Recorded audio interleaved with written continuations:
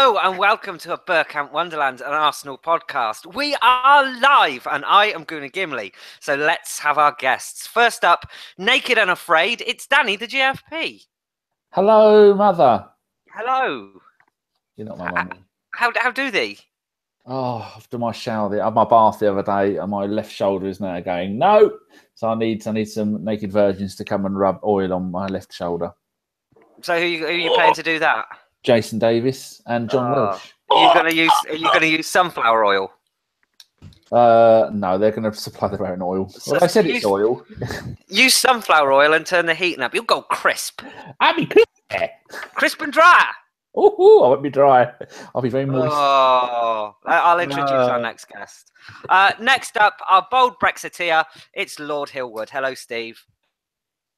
I fucking resent that, you fucking dick, because I'm anything but a Brexiteer. I'm fucking anti it. I asked Chris before this show, do you think that you would like that intro? And he told me categorically, yes, you would. What did I say? He needs to be keyholed by his testicles. Speaking of which, did anyone see that Chris was actually listening to the Backstreet Boys this week? Not this week, today, I might add at work. Yeah, it's on the old album shuffle. It looks like he's still got the fucking uniform on, actually, as well. I'm practicing the fucking videos. Anyway, I'm sat here in Warsaw, which is a miracle that there's no snow. It's +8 degrees, and quite frankly, we're all scratching our heads and wondering where the fuck winter's gone. I want winter back. I like the snow. No, I don't want that shit back. Fuck it. No. I don't need to be trudging around this city, freezing my nadgers off, ankle deep in black sludge. No, that is true. But it's nice when it's white, though. No offence, Karl. Next up, speaking of that, man, we will go underground and we will go to Karl. Oh, God, 3 minutes in. Hello, Gimli, how are you? Oh, do you know what? I'm beginning to regret what I just said. I've heard worse, trust me. Danny abuses me daily on WhatsApp, so that's fine. This is true. We should get Danny back to say something mildly racist. Actually, no, don't, Danny. You are the Jeremy Clarkson of our ABW tree. Oh! Right then, we shall go to our final guest. And finally, ABW's one and only pirate, it's Kris Carpenter.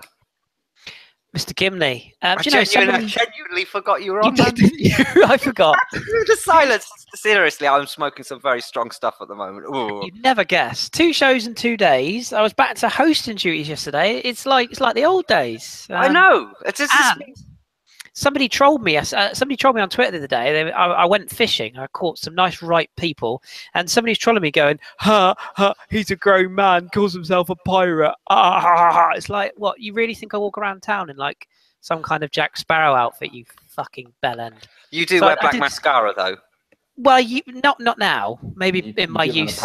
We've all seen the picture, Chris. We've all seen it. in my youth of going out in the alternative days, maybe I did, but not so much now. So I'm a man of debonair, suave sophistication. Black fingernails as well.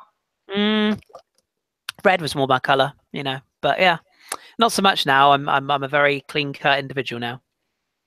I should say. Yes, we know. No name required. Didn't Eduardo da Silva join Legia Warsaw this recently? Yes, he did this week. Yeah, he did. Yeah, he did yesterday. And I'm already in the process of catching a seat in the corporate bigwigs box to go and watch him, because I'm not. Get shirts, Steve, as well. I'm not. Fuck that. I'm not sitting with their fucking Nazi fans. They'll probably lynch me for being foreign anyway. Danny. Hello. I trust that you've got scores across the board and a lone watch. Yes, I do. One of you lovely gentlemen has got your YouTube window open, and I think you may have it not muted. So if you can all go and have a quick look, because I'm getting a teeny bit of echo. Usually that's Davis, because he likes to wear his, like the Utes of today, he likes to wear his headphones low and next to his mic. So yes, I have, and I'm all ready. Do you want to abuse me about not having it ready, or shall I just go on with it? Get on with it. Get on with it. All right. There's been no under-23 games since we drew 3-3 with Derby, but our next game is this Sunday away at Liverpool, and Liverpool are currently top of the under-23s league, 7 points ahead of us. So with most of our decent under-23s playing for the first team, because they're all injured, we're going to get absolutely ruined. The under-18s have had a really decent run of results recently, 5 wins in a row. They're next playing on the 6th, which is Saturday, my dad's birthday. I won't be sending my card. And we are away at Aston Villa, and Villa are nowhere in the league, so don't worry about that. And the ladies haven't played since the 17th of December when they beat Sunderland 3-1. We were meant to pay them on Sunday against Liverpool, but it's been postponed. So probably they couldn't get security to go out there with them. Injury crisis. Oh, geez, how it grows. Monreal has been out for 12 days with a dodgy ankle, due back any day. Koscielny has been out for 4 days with a dodgy hip, back due any day. Kolasinac has been out for 4 days with an ankle, 2 weeks until he's back. Ramsey has missed 25 days of a hamstring. They reckon 5 weeks. Santi Cazorla has gone from any day now back up to a month. He's now been out for 442 days. R.I.P. Mr. Cazorla's career. And Oliver Giroud has been out for 15 days of a hamstring. They reckon 2 more months. So add the Arsenal VAT onto that, and he's done for the season. I've pre-picked a player that we're going to on loan watch. That is Kalichi Unpronounceable. He is currently at VVV Venlo. That's the quadruple V's for those playing Scrabble. And he is in the league. He's got 1 goal in 9 games. And in the Dutch Cup, he has got 1 assist in 3 games. And he's doing all right. He's been on the bench for 6 out of the last 7 games. He started the season by playing a lot of games, but I think they only got promoted from the Dutch second division last season, so they are probably at the bottom of the league. Oh, no one cares enough for me to go and have a look. And I think that's it, Jim. All done. Lovely. Yes. Obviously, we've got 3 games to talk about this week. We've got Crystal Palace, West Brom, and Chelsea. I'm not sure how many of you can remember back to the Palace game. We're going to kind of sideswipe that one for the moment, and we're going to go straight into West Brom. Really, there is only one place to start with that West Brom game, and it is the shoddy refereeing. Steve, you're a man that loves a good rant. So sum up Mike Dean in one of your oh-so-famous rants. Well, he's the person you'd think, no, he didn't, did he? Yeah, of course he fucking did. He's not interested in keeping the laws of the game. He's not interested in sportsmanship. He's not interested in fair play. He's interested in making a name for himself. He's interested in being a star. He wants actually it to be all about him, not about the players on the pitch. And he makes decisions that other refs wouldn't even think about giving. And he's got previous. He always goes mental at Christmas. Last Christmas, he went mental against West Ham versus Man United. He sent someone off for fuck all. Allowed the Man United goal that was offside by about 3 yards. He then proceeded to do something else in the next game, and the league decided they'd had enough of this, so they demoted him to the Championship, where he promptly went to the Yorkshire derby, gave a penalty for a foul that was about 5 yards outside the box and ruined Leeds' chance of winning the game. And then this Christmas, she's back straight in again with a nice Christmas present for Arsenal fans of a penalty which he gave without even actually seeing it properly. He wasn't interested whether it was a penalty or not. He wanted to give it because he wanted to fuck over Arsenal. When we discuss referees after the games later, we might find out why. But I'll give you a clue as to how cuntish this is. Peter Cech had his head stoved in by a Reading player. He still did. After the event when he was talking about on TV, he still didn't get fucking angry about that and lose his temper. He's the most mild-mannered bloke I've ever seen play a game of football, but he actually physically ran from the goal to confront Mike Dean. And he ran up there, but he quite politely said, "Can I have a word with you?" And he got an abusive reply off of Mike Dean. He's always like that with players, arrogant. I'm in charge, you know nothing, fuck off. Peter Cech persisted, he got booked. And then Peter Cech gave a press conference afterwards. He said, well, before the season, the referees come around the clubs and they tell us what is acceptable and what's not. He said, we're all told that when a player gets as close as Callum Chambers was, if the ball hits his arm, it won't be a penalty because he's got no chance to avoid the ball. He said, that's exactly what Mike Dean stood at Arsenal and told us. He said, and then he goes and gives that. So he said, all I wanted to ask him was, bearing in mind you told us that, why did you give the penalty? Dean didn't want to talk to him. When Dean was approached by Wenger on the line, if you watch what he says he won't let Wenger speak. He says, I'm talking. Arrogance, rudeness, aloofness. And then, of course, he goes up, you know, he's robbed of 2 points, job done for him. His name's in all the papers. He's probably well happy with himself. I bet at home he's got a little scrapbook. He sits in the toilet, fucking flicking through it, like, drooling on the pages. Oh, look there, I fucked that game up. Or I gave Tottenham a penalty for fuck all there. And I nearly fucking helped them beat Leicester, win the league. And I fucked over Arsene Wenger again. That'll teach him to push my mate on the touchline. He's just a full blast prick. And to be honest, you know, I was reading threads about him on Twitter, and one fan, it was a West Ham fan, underneath it was like a mixture of all the fans together saying, what the fuck was that? How was that given? That was never a penalty. And the West Ham fans actually wrote there, he said, when refs were told to cut back on diving, he said refs were being sensible about it. He said, apart from Dean, who decided basically that even blinking in the box was a dive, and he was just booking and sending people off left, right, and centre. And this is the problem. I think he needs to be retired. I think he does need to go, and I think Arsenal need to stand up. Once Wenger's defended himself, and he'll be found guilty, whatever he says, even if he goes in there and shows everything Mike Dean's ever done wrong, they'll still find him guilty because that's the way they defend themselves. Is Arsenal have got to refuse to have him as referee? And I'd actually would even be prepared to back Arsenal fans invading the pitch to get the cunt if he tries to ref one of our games again. That's how strongly I feel about it. It is very true, though. I mean, do you remember Garth Crooks' comments after that Chelsea game when he came out on Football Focus, wasn't it, or one of the programmes on the BBC, and he said, "It's not about you, Mike. It's not about you." Karl, we'll go to you next. I mean, what were your thoughts on it? Obviously, it wasn't a penalty. There's no malice there towards Kieran Gibbs either. I mean, he actually signalled for a corner. That's why he put his hands up. There was a small portion of our fans that were saying that he tried to signal that it was a penalty. There was nothing there. What's your take on the actual incident itself and Mike Dean? It was never a penalty. Never in the month of Sundays was it ever a penalty. But the problem is that Mike Dean is arrogant and he wants to make it about himself. You know, people say that referees are just failed footballers, and to the extent you can almost tell that Mike Dean is probably a failed footballer because he wants to make it about himself. He wants to be in the limelight. He wants to be the person who, you know, who the papers are talking about. The referee should be anonymous. In a game, you should know who the referee is. There's a reason why a referee wears black, for them to just blend into the background and you don't see them.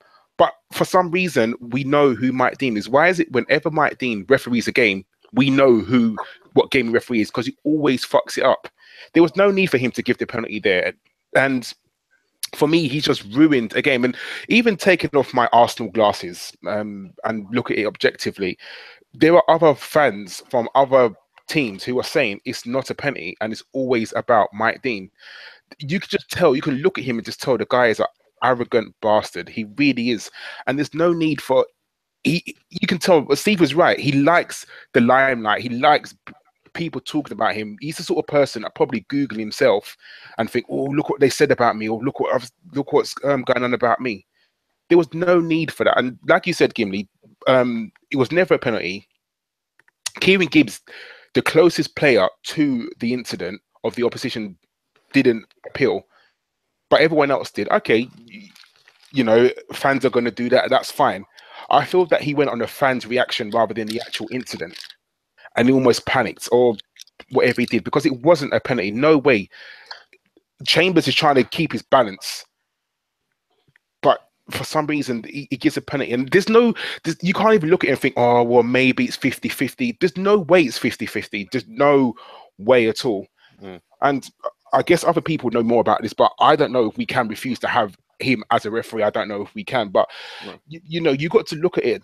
I guess we'll talk about it later, maybe. But the whole PGMOL doesn't work. It's out of date. It's wrong.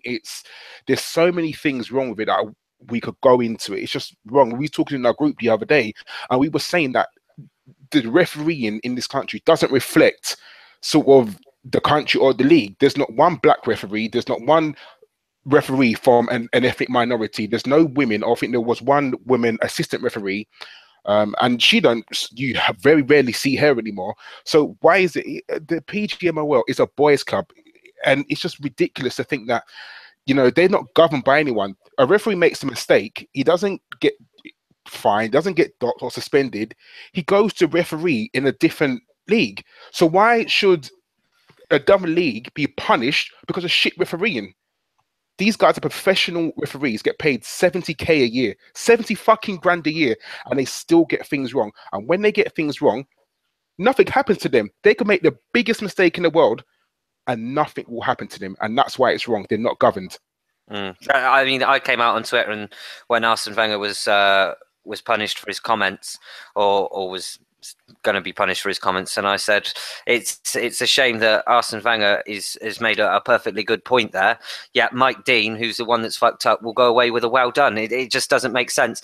Now, Kris, a lot of people have said off the back of this incident that we should have video technology in sport and in football.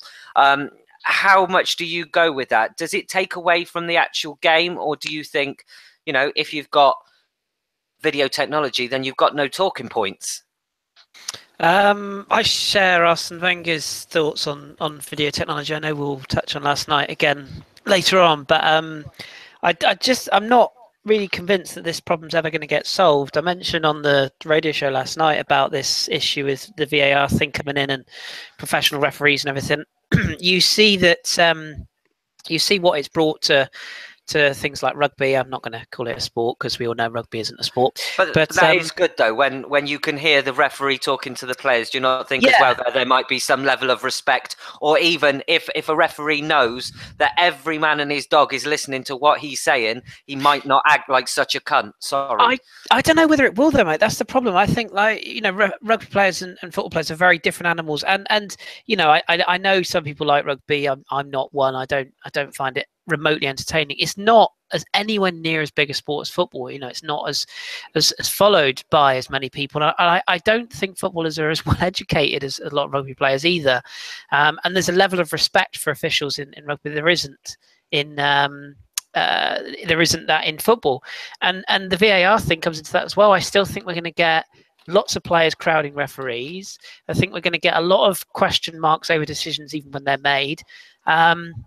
And you just want consistency. We all know what we're going to get from Mike Dean. As Steve and Karl have absolutely, I couldn't add to anything they've said. They're both bang on. Karl's spot on about the professional referees element as well. We had a good chat in our group the other day about referees being harassed by players even at the levels I coach at. And I told the story of a referee who was assaulted walking to his car after a game in a local league that I manage in. Referees, there isn't a desire to referee because you're onto a hiding to nothing. But at the same time, if you've chosen to pursue that career, then you do it to the best of your abilities. You don't try and make it all about yourself. That doesn't mean you don't give the big decisions when they need to be given. But for Mike Dean there was a lip reading video of him sort of basically saying to Arsene Wenger, I'm sorry. It wasn't, no, he didn't, Kris. He didn't say I'm sorry. It was I'm talking. That's what he said. Talking, was it? Okay. Yeah. Well, I mean, if he was talking, if he's sorry, whatever, fact is, Mike, that the Premier League is not about you. It's about Arsenal and West Brom and the thousands of people who spend thousands of pounds to go and watch these games. And as Arsene Wenger quite rightly said last night, it would be nice to talk about football than referees. It does go to show you, though. You thought he was saying I'm sorry, and I know that there was a large amount of people on Twitter that were saying that he said I'm sorry, but it actually wasn't. It was I'm talking, and that further clarifies the fact that he is an arrogant arsehole. It brings back that memory. I was going to say, it brings back that memory. Danny and Steve will remember. You'll remember this. Well, I'm sure we'll all remember this. The Tony Adams, David Ellery. Stand up to me. I'm talking to you. Yeah, I am not a cheat. It's schoolmaster stuff. It's pathetic. That's. I mean, we'll probably come on to this later when we talk about refereeing. But the whole problems of the referee thing goes way back to the 1950s. I think the difference between Ellery and Dean. Ellery was an ex-public school headmaster. And he said, "Now, Tony, you can call me a silly old bastard, but I'm not a cheat. But I'm not a cheat." He was rather jovial, and very affable, and very approachable, and so were most refs then. I was listening to Jeff Winter, he was on a podcast with a couple of ex-players who I can't remember the other day that Jason put up in the box. And they said to him, well, what's it like inside the refereeing world? He said, oh, it's terribly bitchy, very competitive, and it gets very unpleasant. He said, well, were there any you don't like? So Jeff went quiet. He said, do you remember that Man United song, that Arsenal song they used to sing? Oh, Graham Powell is a fucking arsehole. He said, he is.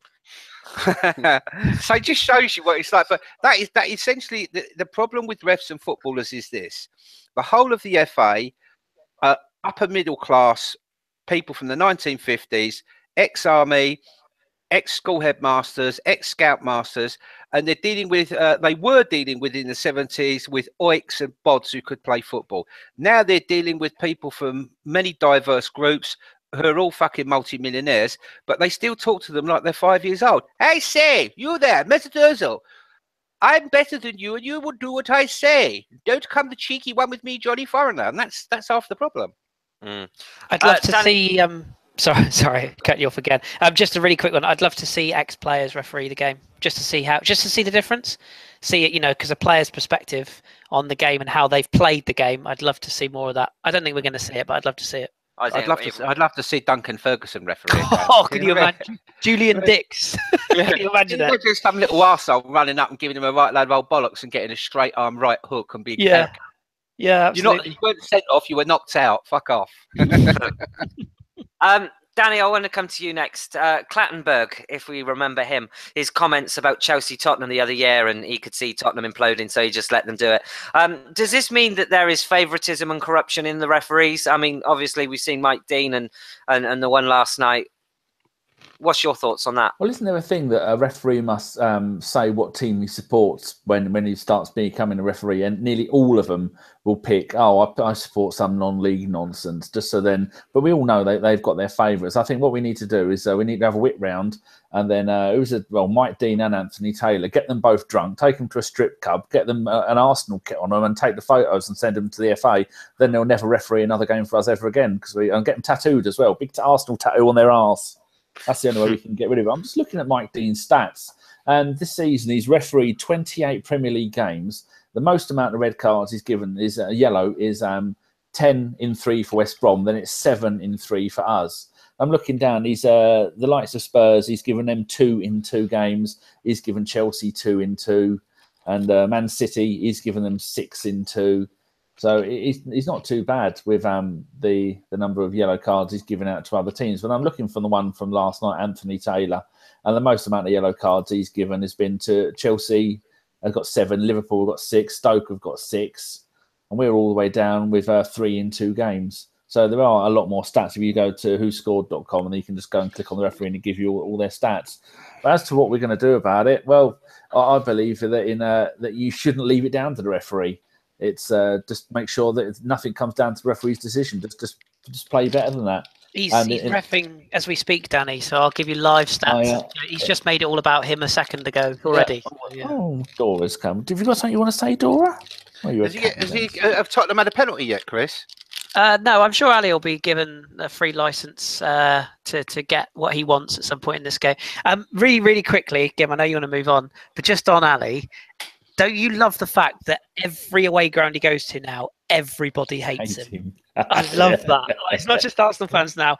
Every touch of the ball at every away ground, boo, cheating twat. And there is a definite favouritism. If you play for England and you're one of England's stars, you will get away with murder. I mean, you're looking at the rotational fouls going on Jack at the moment, and he's a bloody England legend in the making. There's not many players I'd like to see both legs broken, but Dele Alli is one. Did you not see the puff piece that Sky done on him today? No. Sky done some sort of puff piece on him, like making him trying to be picking out some sort of shit. Saying, what do you think you could do with your career? How far do you think you could go? That just basically, with like a PR sort of thing. They done that on him today on Sky. It's fucking ridiculous. Joke, real joke. Seeing as we are with referees, and obviously we've got the Chelsea game coming up, we'll keep it right here, right now. And we'll go to Karl on his thoughts on last night's penalty decision. I know there's controversy about it, but I didn't think it was a penalty. I know Mr. Welsh did. I can see why John Welsh thought it was a penalty. I genuinely can. But in my opinion, if if Hector Bellerin did not go for the ball and Hazard managed to get a strike and goal, we'll be spitting feathers. Why the fuck didn't he try? He's got to try. And the intention was there to get the ball. Yes, I don't think there's not a person in the world who wouldn't agree that there was contact. 100% there was contact. But the way Hazard got the bottom of his boot kicked and he's holding his shin. And you're thinking to yourself, like, come on, you can't do that.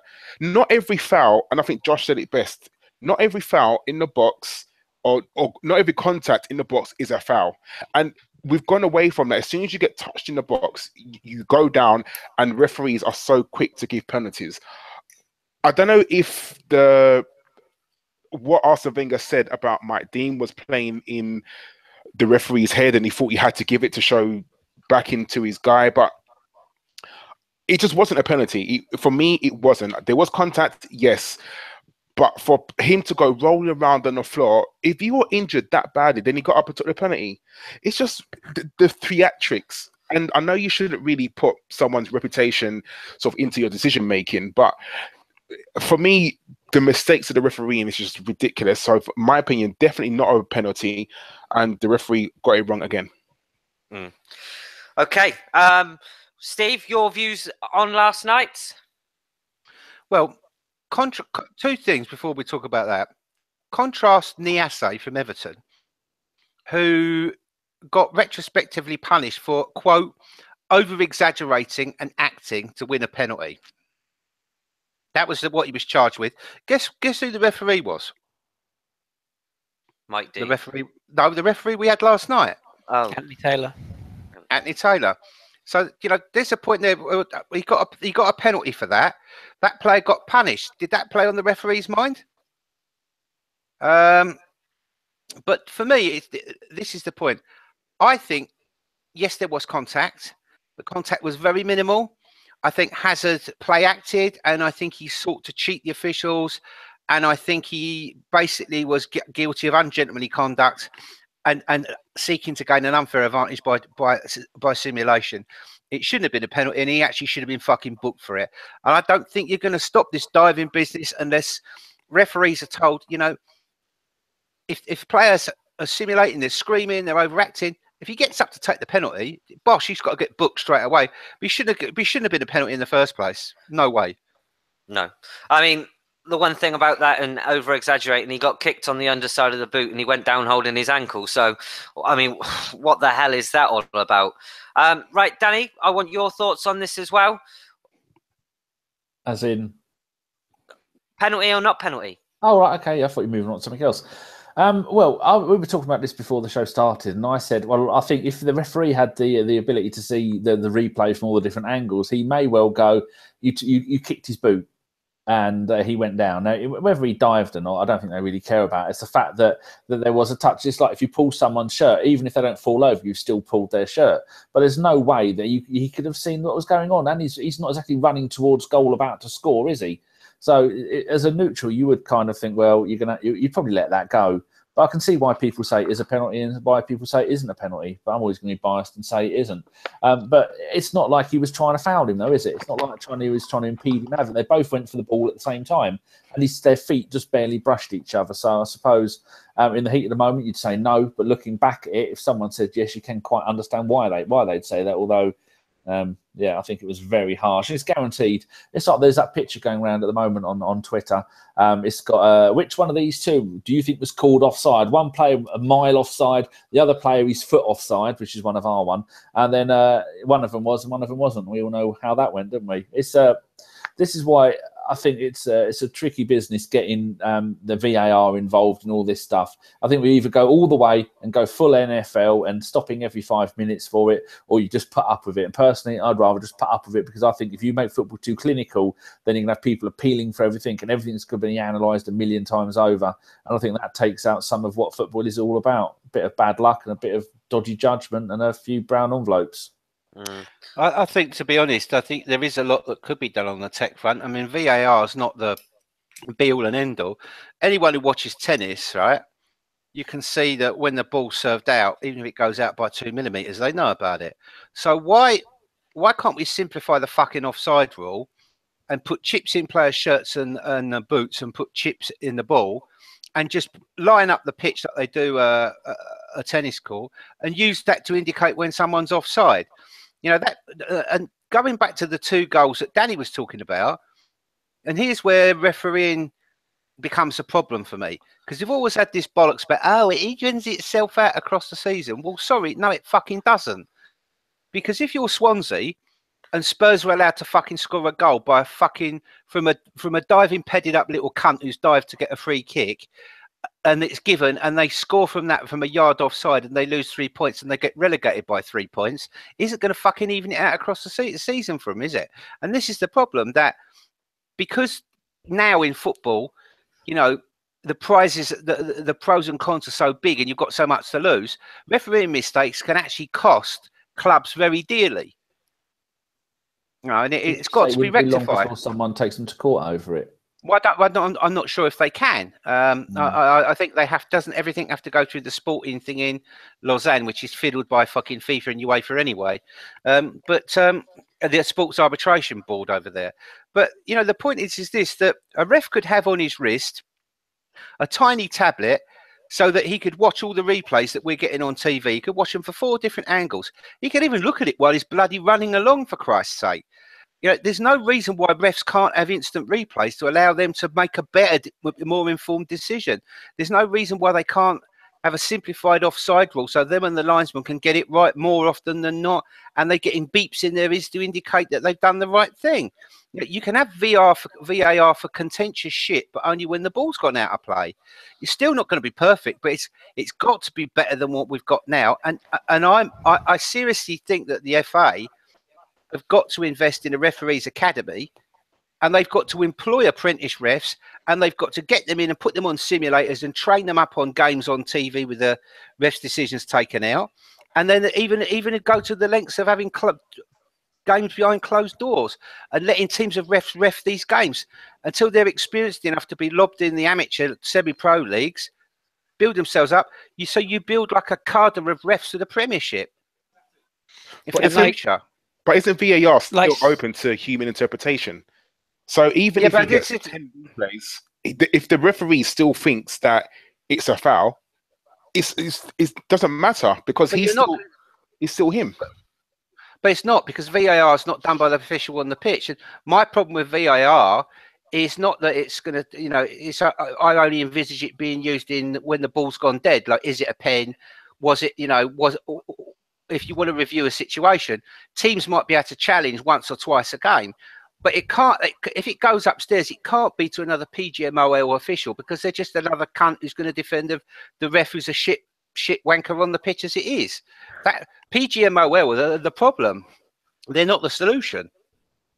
I think the other thing to mention as well is that the Steve's points are all completely valid. The other thing, I think the FA, this diving panel, you know, we've seen already that there's been so many different opinions from one panel. I think it's a great idea to retrospectively ban players, and you know, we noticed Deli Diver didn't get any action for the penalty that he created at Burnley. Well, of course he won't, because there's a fucking ex-Spurs player on the fucking panel. And the goal was given, Steve. That's the most important thing. Like last night, Hazard's goal was given, so they're not going to ban a player having scored a goal from it. And I think that's the issue you've got. Yes, you can retrospectively ban players. Yes, you can teach them a lesson. But ultimately, even us as Arsenal fans, if the title's on the line at the last game of the season, or you know, look at the Pires against Portsmouth all those years ago. If it's a question of a player, it's like the cynical foul.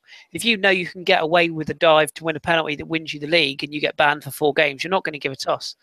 Well, it's like Suarez did it in the World Cup, didn't he? The handball. Yeah, exactly. You know, but you'll never get that out of sport. It will always be in sport. But I believe the technical term for it, Chris, is taking one for the team. Yes, I don't think anybody minds. Well, I think people do mind, but I think if people were given a choice of occasional country, but an end of the Tottenham Hotspur diving fucking team.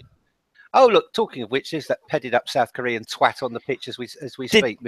Mr. Speaking of the ankles. Speaking of breakaway fouls, did anyone see the brilliant video of Davy Proppers for Brighton against Bournemouth, where he absolutely hacks the shit out of 2 players on the counter? He goes in for one. Oh, that's a terrible tackle. And guess who's done it? Oh, there's a surprise. It's brilliant. If you haven't seen it, have a look at it. Just put in Davy Proper Davy Proper stops breakaway on Twitter. It's brilliant. Proper old school. I should also, seeing as we're talking about referees, talk about our defence as well. Obviously, Callum Chambers has come in.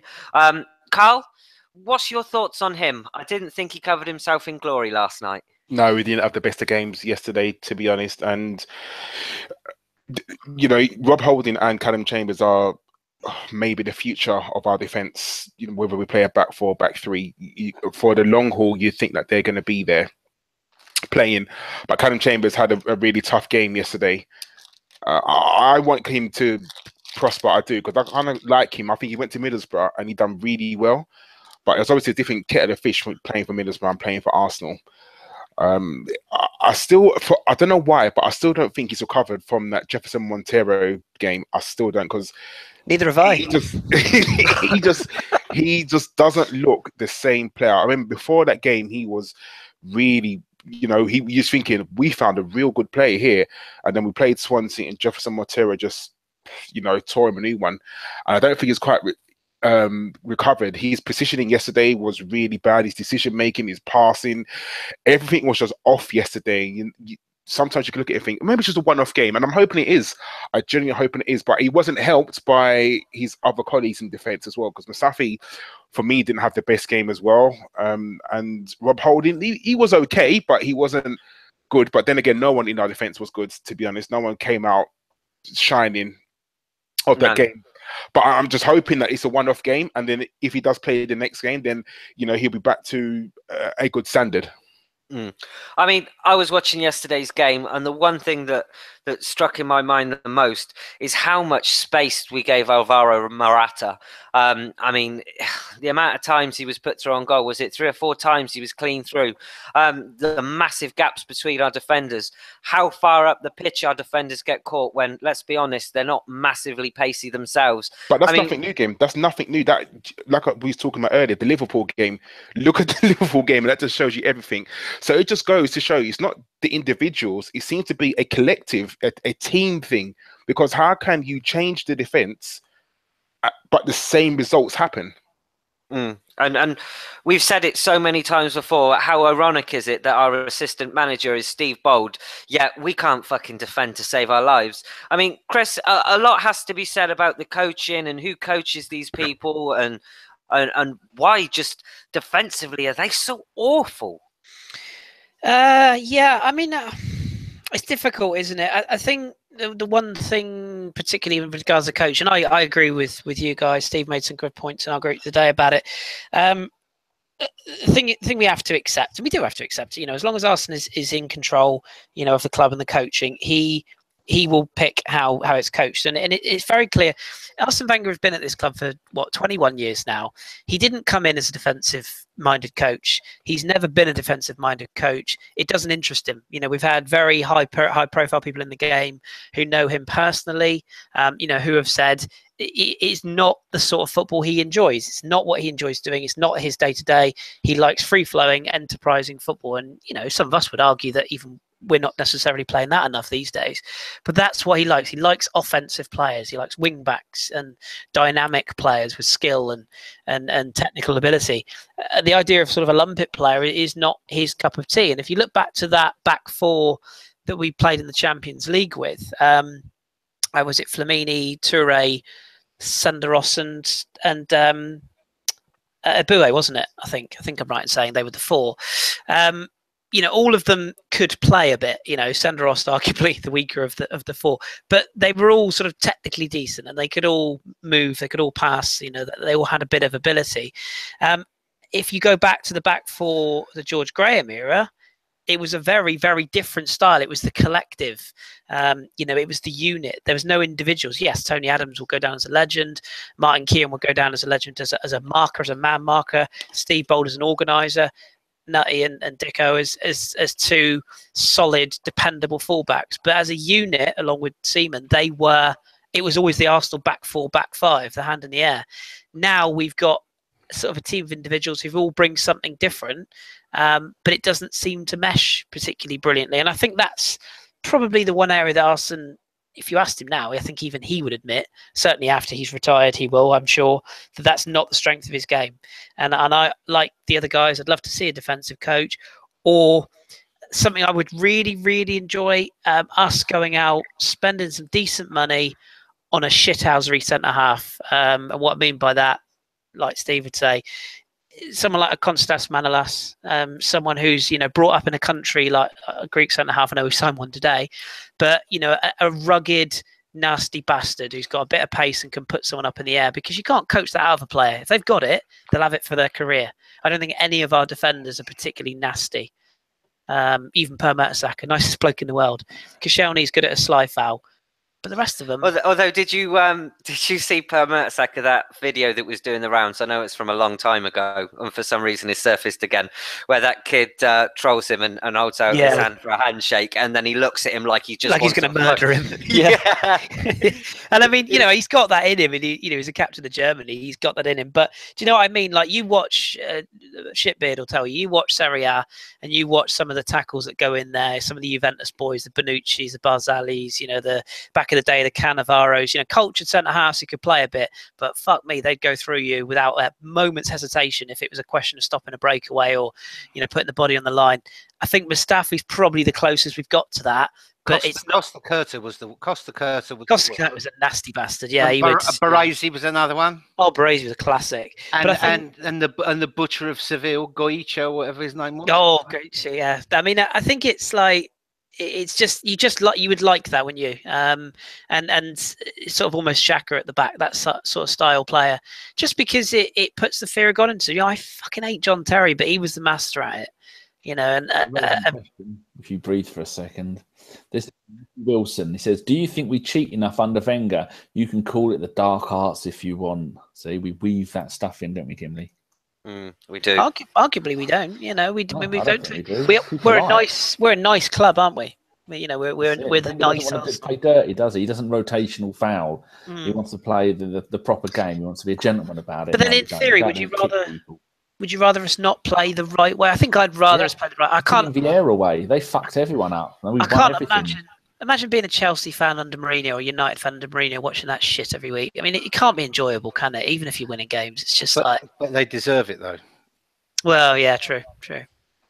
I mean, my thoughts on the defence are the fact that Allardyce the other day, he was talking to Lee Dixon on some American stream I was watching, and they were talking about, it was after the show, and they started talking about '89, and Allardyce suddenly piped up with, he said, I still use George Graham's rope trick. So Lee Dixon, he said, well, we only actually had a bit of string, to be honest. Allardyce said, yeah, but he said, I still use it. He said, because it's very, very applicable. And I going back to what Kris was talking about, you know, being defenders being footballers. I mean, when I look, I remember us playing in the European Super Cup. And I remember us running out at Highbury against AC Milan, and this was an AC Milan had Lentini and Baresi. They were a fucking brilliant team. Costa Curta was playing as well, and it was like gods v boys. I was there for that game. Yeah, it was like gods v boys, and I remember somebody came running forward with the ball. Baresi just like nipped in there, whipped the ball away, picked his pocket, pulled his trousers down, made him a cup of tea, and ran away. And the bloke didn't even realise he'd run past him. That's how fucking good he was. And just, my point is this: is that you can have great footballing players, but a defence has to play as a unit with its keeper. And that's our problem. If you don't do defensive drills to learn how to defend dead balls, who should be where, who picks up who does what. If you're not, as players, put under a massive helter-skelter, feverish periods where you've got 20 players onto you like for 10 or 20 minutes at a go. So being at that fever pitch and having to react becomes normal. It becomes normalized. So when it happens in a game, it's not a problem. You don't panic. You do things. So if you don't do that, then it's no fucking surprise, is it, that when something happens, you don't know how to deal with it. And this hasn't just been going on since the Liverpool game, Karl, for fuck's sake. It's been going on for 10 fucking years. And, you know, I think Kris is right. We've got to accept until Arsene leaves the borough of N5, then that ain't getting any better. But what's a short-term answer? There's David Luiz. Some sort. Oh god. Well, yeah. It's not. It's not. A short-term answer is to bring Tony Pulis in and let him have 2 hours a day with the fucking defence and midfield to get their shape back off the ball and drill them for dead balls. But it won't happen because Wenger's not interested in it. It is possible to have, you know, a centre half that is decent on the ball and can put someone up in the air. You know, it's not impossible to have that.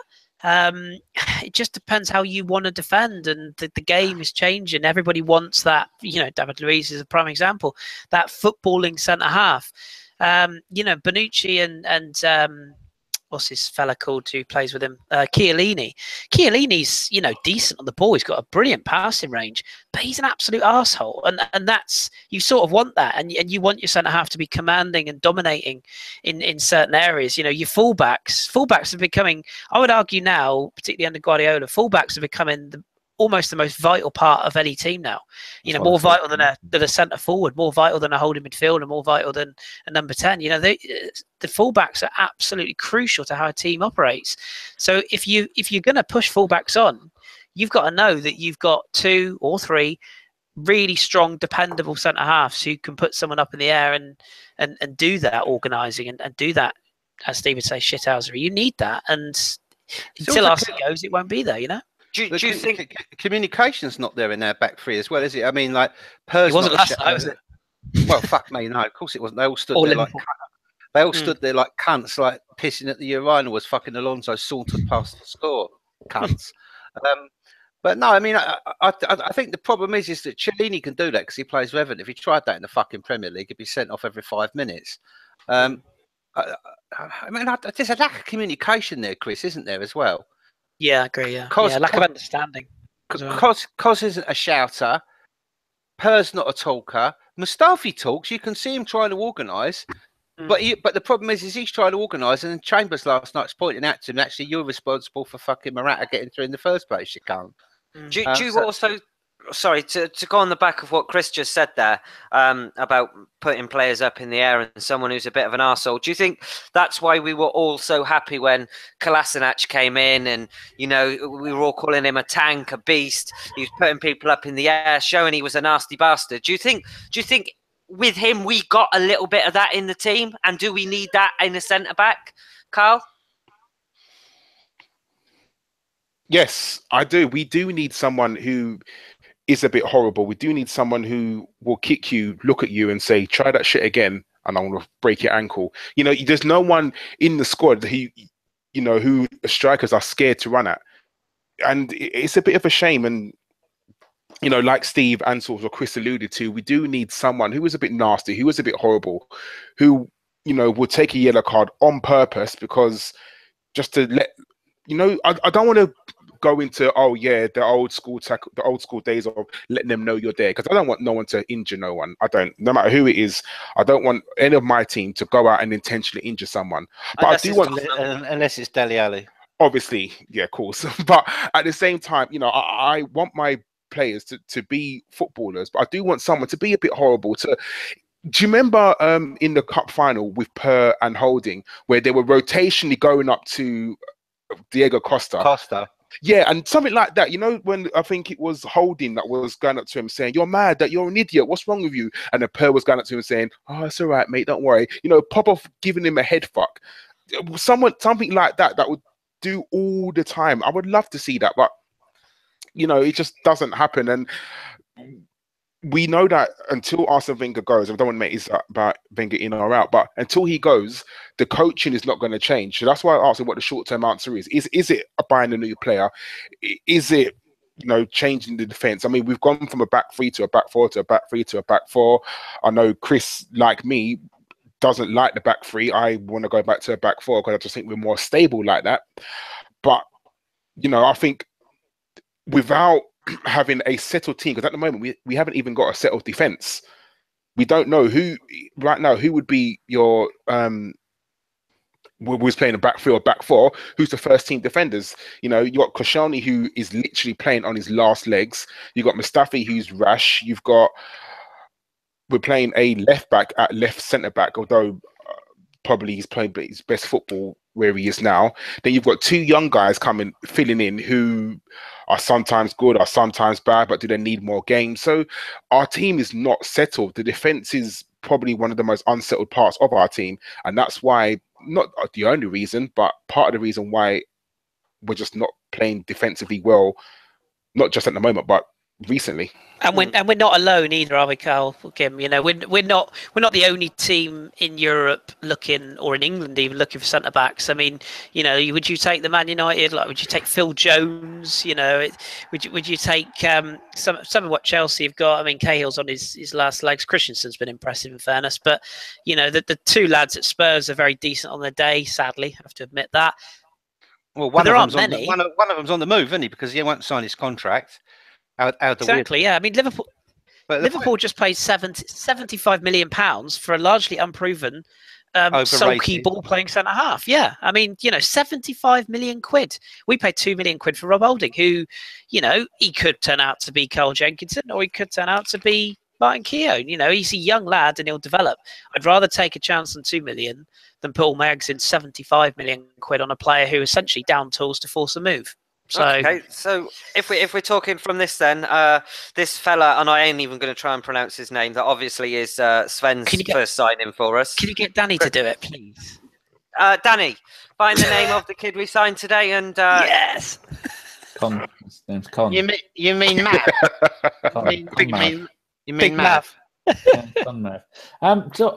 someone else put a question that was relevant to us. What we were talking about. Marbles TV says, "Is Wenger really changing his tactics? He is changing it from a back four to a back three in recent games and in mid-game too. Does he get enough credit for this?" Because Karl, you were talking about that. Do you think he does, Karl? Well, I think he made a massive mistake at West Brom, where he didn't go straight to. Was it West Brom? Yeah, where he didn't go straight to a back four. He kept the back three when he brought Per on. I thought that was a mistake, but he's keeping other teams guessing, which I guess is good, because, you know, some teams I think keeps the players guessing. This is true, but it's, you know, we don't have a settled team, so we don't know whether we're going to play a back three or back four. Not even the fans do, because we're all the same. We don't know whether it'll be back three or back four. So I know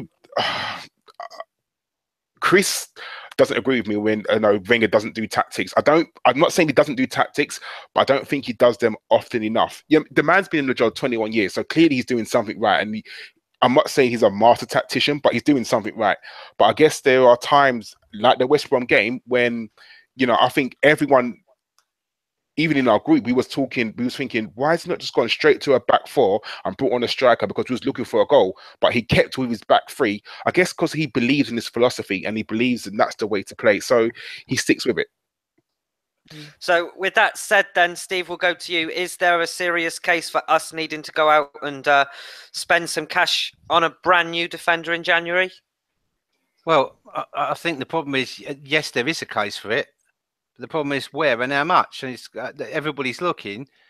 Defending's a dying art in Britain. I mean, Gary Neville keeps on saying it, but we do need to look at our defence. Nacho's what, 31, Per's retiring, Koscielny's 32, and his Achilles tendons are 185. You know, we do need to do it. You can't just chuck Rob Holding and Chambers in there at the deep end. You'll get away with it in the Europa League against crap teams, or you get away with it against lower league opposition in the League Cup or the FA Cup. You won't get away with it against, you know, decent Premiership sides. So yeah, we've got to do that, whether it's now or in the summer. But we've got lots of players to replace in January and the summer. And it's a big thing. If Wenger is allowed to have the money to replace the players, if he's going to stay, or if actually this is his last contract. Because if it is his last contract, why are they giving the money to rebuild the team? And there's a lot of movement. Like Steve, we've talked in the group a bit, haven't we, as well? And you know, about this, the Sven Mislintat and Sanehi deals. There's a lot of work going on even now for the summer. In terms of players that we want to retain, in terms of players we want to sign. I'm having a very good chuckle on Twitter tonight about these Liverpool fans who are calling out Leonardo Jardim, the Monaco boss, about saying that they don't intend on selling their best assets in January. Yet there's a reason why he's come out and said that, because there's several clubs who are very much looking to secure the signature of Thomas Lemar for the summer. He's not going to go in January. Of course he's not, because, you know, it would take a lot of money. But he's one name that we're still actively trying to sign in the summer. And by all accounts, it sounds like we're trying to get agreements in place with players now, and not sign them now, but almost like the Podolski deal, where you get the signature, it's all on paper. They stay. It all stays under wraps till the summer, and it's good business. It's what all the big clubs do. It's what Chelsea have done for years, what United have done for years. They identify a target, they get him signed, the agreement's done, and then you get away. You get rid of all this bollocks about, you know, a bidding war and, you know, big clubs coming in for players. The reason we didn't sign Kylian Mbappe is because, unfortunately, Arsenal left it too late, and bigger clubs come in with bigger money. You do your business early, and that's why these two new figureheads that are coming in, I think, is the reason Arsene Wenger has actually, for once, encouraged the idea of it, because it makes his job easier. And you've got the new contracts guy as well. Yeah, Fanny, whatever his name is. Husfahi. Yeah, Dom's favourite. Wow. And Huge Fanny. You've got all the people, and I've seen it on Twitter today, I don't know if you guys have as well, that people moaning that we haven't made a better signing. Well, this is a Sven signing, and I've tweeted this myself in the last couple of days. He was hardly going to rock up at Arsenal and go, I'll tell you a good defender, Sergio Ramos. Go out and get him. Yeah, exactly. Did you see Dave Berry's tweet, Gim? Did you see it? No, I didn't. Our good friend of the pod, Dave Berry, you know, he does his Dan Berry, sorry. Yeah. He does his famous photoshops, doesn't he, of things? Yeah. He's photoshopped. Let me find it. I'm going to find it now. Oh, what's his at? I can't find him. Hybrid, isn't it? Yeah, he's photoshopped this Hybrid _74. tweet, and it's basically, it says you got the Arsenal thing in the background on the wall, and it says, "Welcome to Arsenal, where if we've never heard of you, you must be shit." I thought that was brilliant, because it's so true, isn't it? It's like, you know, if somebody doesn't, the old Tottenham rotor foul. Poor old Lanzini. And it is classic, you know, and it unfortunately is, you know, I don't want to go full hipster, but it is a classic sign of people who go on Twitter or go on YouTube, haven't heard of somebody, therefore he's crap. This kid might turn out to be an absolute worldie, or he might turn out to be Stepanovs. But again, for £2 million, a low deal, it's worth a go, isn't it? And we've all said we want to see players brought through, we want to see young players signed. You know, I don't want to see us go out and spend 60 million on an unproven 33-year-old. It's not good business. Imagine the delicious loveliness if Van Dijk and Lovren as a partnership turns out to be a fucking absolute Laurel and Hardy show. Well, as long as Lovren's at that club, Steve, it will be, mate. You know, that's the fact, you know. But do you think, Chris, maybe it's the direction of the club, and I fucking hate Chelsea, but the way they manage their young talent and they loan them out, they get loan fees for those players. They effectively make a business out of their youth. Do you think that maybe that's the direction we're heading in, going out and buying players that are maybe on the rise, could be good, might not be good, but if they're not, they'll go out on loan, get a few million for them, go again? The Chelsea model. I don't know really, because I think Steve might be a better one to come in on this in a second because of the financial knowledge he has. But I don't see us turning into the Chelsea model, because they're essentially just burning cash and you know, they're taking a gamble. Okay, yeah, they've come good with Christensen. They've let a few players go out on loan that they've got good fees for. They've also sold Fraud Kaku. They've also sold Kevin De Bruyne, and they've also sold Mohamed Salah. Now, I know you're always going to get a few bad eggs that you make mistakes on, but you know, those are players that are basically the best three players at their clubs, or up there with the best three players at their clubs now. So you're taking a massive gamble, and when you're sending these players out on loan, you know, you are essentially just farming talent. I don't think, I hate to use this term, I don't think it's the Arsenal way. I don't know whether Steve has a different view on that financially, but got to be very careful what I say here. First of all, we can't have the Chelsea's business model because we don't have access to Roman Abramovich Bank PLC to fund the buying of those young players, and to fund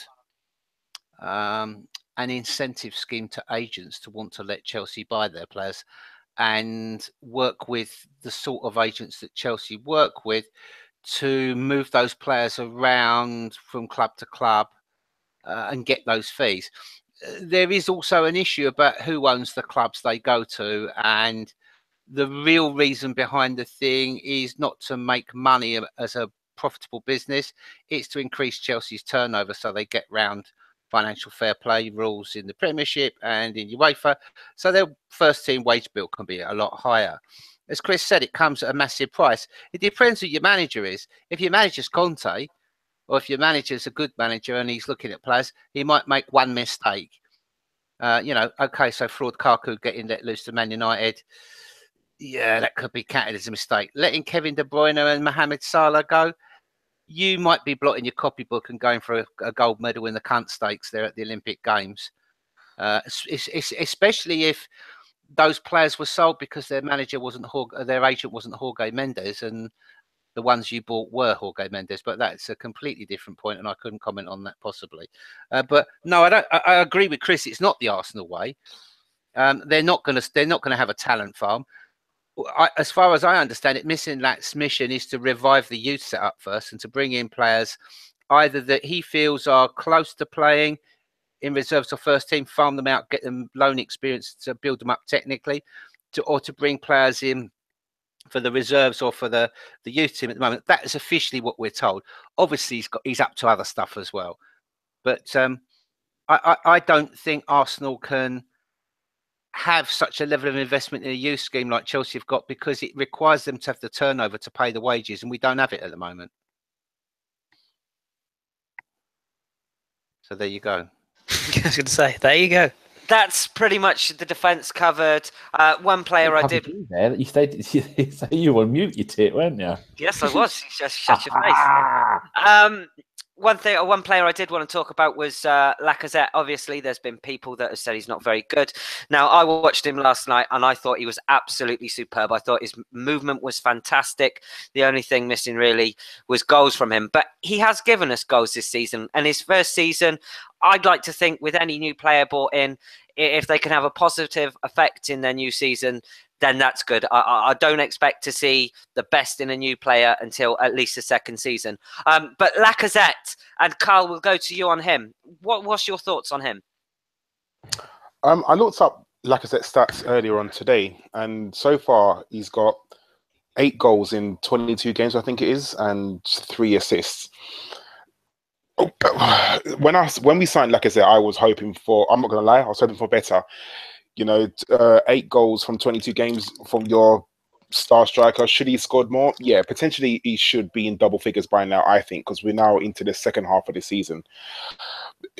It doesn't help with the 63-minute substitution every single game. Well, not anymore, but I think that we're not getting the best out of Lacazette for some unknown reason, and I don't know why that is. I don't know if that's because he's not getting the service. I don't know if he's just not fitting into the team, but I'm hoping that he becomes better. I don't think anyone here would argue that 8 goals from 22 games is a good return. You are hoping for better. You are hoping for double figures, definitely by now at least. But there's a load of reasons why he is like that. I would like Ozil to provide him with better balls. I'd like Sanchez to provide him with better balls. I'd like the pass to go earlier to him. I don't want him to come so deep. But, this is what happens. And Kris will obviously go into this more because obviously he's seen him play in France. I just don't think we're playing to his strengths at the moment. Because I remember I thought that he was a pacey striker, balls over the top and he'd run onto them. And he's not as fast as I thought he was. And I don't know if he's injured or lost pace. Obviously, like I said, Kris can tell you better. But I just don't think we're getting the best out of him. Kris, what is different to now than to when he was at Lyon? The biggest thing is the formation. That's the biggest difference. He's a player that thrives when you've got a front three. That's what Lyon played. I touched on this on the radio show last night. The Fekir Cornet triumphant last season that they had. They've now brought in Mariano Diaz to replace him, and he's thriving in the same sort of system with Fekir in behind. The one thing I would say, and I don't want to break everyone's heart, and I know Jace will throw everything at the radio when he hears this, you'd see a different Lacazette if you had Santi Cazorla. feeding from deep, because he's the sort of player that would play a pass much like Mesut does. But the trouble is with Mesut is that he's trying to feed someone like Alexis, who's very indisciplined and plays, you know, a very different role in the team. Whereas Santi would be able to feed the ball from deep, and you'd see Lacazette in behind. The pace thing is actually a little bit of a myth. He's got very quick feet. He's got very intelligent movement, and he's got that yard of speed to get him away from defenders. But he's not really a ball over the top type of striker. He's a feed the ball, you know, 2 or 3 yards in front of him and run onto it and finish. Yes, but he's more a movement-based striker, a predator, a finisher. That's where you get the best out of him. And I think like Van Persie. Yeah, very much. Well, yeah, very much. But without the consciousness. Yeah, not the type of predator like that or Nile Ranger. Oh, no, different type. Not the type I see on Facebook. No, not that type of predator. Not the U-tree type. I think you'll actually see Lacazette will come good. He's frustrated at the moment. You can see it on his face. You know, he's pained. His expressions when he comes off. He wants one to go in the net, and he'll get one. He'll be fine. I think, but long term, he'll be better in his second season. He'll be better second half of the season, and I think you'll see the best out of him when Alexis is gone. I think we all accept Alexis will go, and that's nothing against Alexis.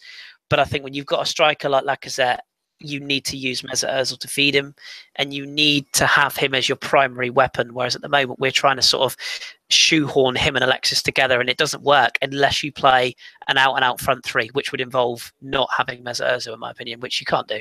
Okay, so Kris, let's boil it down. If possible, we could lose Sanchez this month. It's very possible we could lose Ozil as well. Do you think so? No, I don't. I heard personally that he had in principle agreed to stay, Mesut Ozil. But let's just talk possibles. You've got Alexis going, possibly Ozil going. Who do you bring in to bring out the best in Lacazette? Yeah, that is feasible. I've already mentioned it, but it's Nabil Fekir. They've got a bromance, they've got a relationship, and on the pitch they are unbelievable to watch. If we did, I think my bedroom would be a sticky mess, because it would just be the most fantastic thing I've ever seen. But is he gettable? Yeah, he's very gettable. Yeah, the main reason that he's come back to form this season is because he's found his fitness again. He shed the weight, and he had an ACL injury, he had a very serious injury. He's come back fitter than ever, and he's come back ready, and he is playing out of his skin for Lyon. So you could look at that, and I think you could play him. You couldn't play him in the Santi role early because it's not his game, but long term you possibly could. I think, again, going back to Lamar, you could bring in a player like that to replace Alexis, and you'd see the best out of Lacazette, because again, Lamar and Lacazette would have a relationship that would be similar to how they played in France, not together, but the same sort of style. But in terms of who's gettable in January, Kim, if I'm honest, I don't think anyone. I think a loan deal is your best you're going to get. Long term, though, there's one other player that is gettable, and he's certainly gettable given our new scout, and that is Christian Pulisic at Borussia Dortmund. He would cost you a lot of money, but people talk about Pjanic at Juventus. They talk about the lad at Real Madrid, Asensio. Pulisic is the next level. This kid is going to be an absolute world beater. And if you could get someone like that in, who could play in between that line of not holding midfield, not attacking midfield, just sit in between the gap, I mean, he'd be unbelievable. And I think Lacazette would benefit from that. But it's all ifs, buts, and maybes. Aaron Ramsey's link up with Lacazette was very good, to be fair, before he got injured. I'd like to see that developed more. And like Steve, I'd love to see a three-man midfield with, for example, Jack, Mesut and Ramsey as a threesome, but it's a little bit open. That's the only worry we got there. Lovely. Right then, we are over an hour now, so it should be time to go over to Danny with the listener questions. I'm sorry we haven't covered the game or the games as much. We do try to keep these shows to an hour and a half. If you are listening, give us a like if you're enjoying the show. Also, we will be taking questions in the chat box if we see any, so get those in as well. But for the meantime, we'll go over to Danny for all of the best listener questions from this week. Yes. Talking about the Lacazette thing, I just wanted to add that when we had the likes of Ian Wright, Thierry Henry, everything was 100% about those two. With Lacazette, it's not 100% about him, is it? Now, if everybody played to make him look great, he'd score more goals and do more. But it's not when you got Sanchez and especially Sanchez behind him. I think that's something we all need to. We probably all know already, though. But it's worth pointing out that to make him look better than a few others, have got to be a little bit less selfish, like Sanchez. So I think. Is that also because, Danny, they had partners? Like obviously Henri had Bergkamp, Wright had Adam Smith. Is it because they played up front with someone as well? That's why there's a lot of people talking at the moment about whether a Boomerang coming in would be great to play him up front with him. No.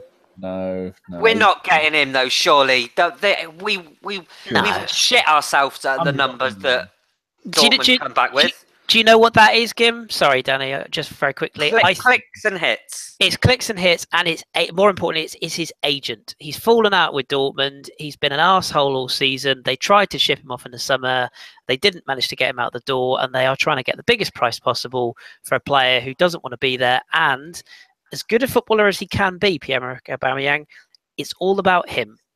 He's a brand at the moment, and he's looking at furthering his brand. So it's all about money. I don't think there's any way we touch that deal. I may be wrong, but I don't think we're going near that. To be honest, I think it's all bollocks.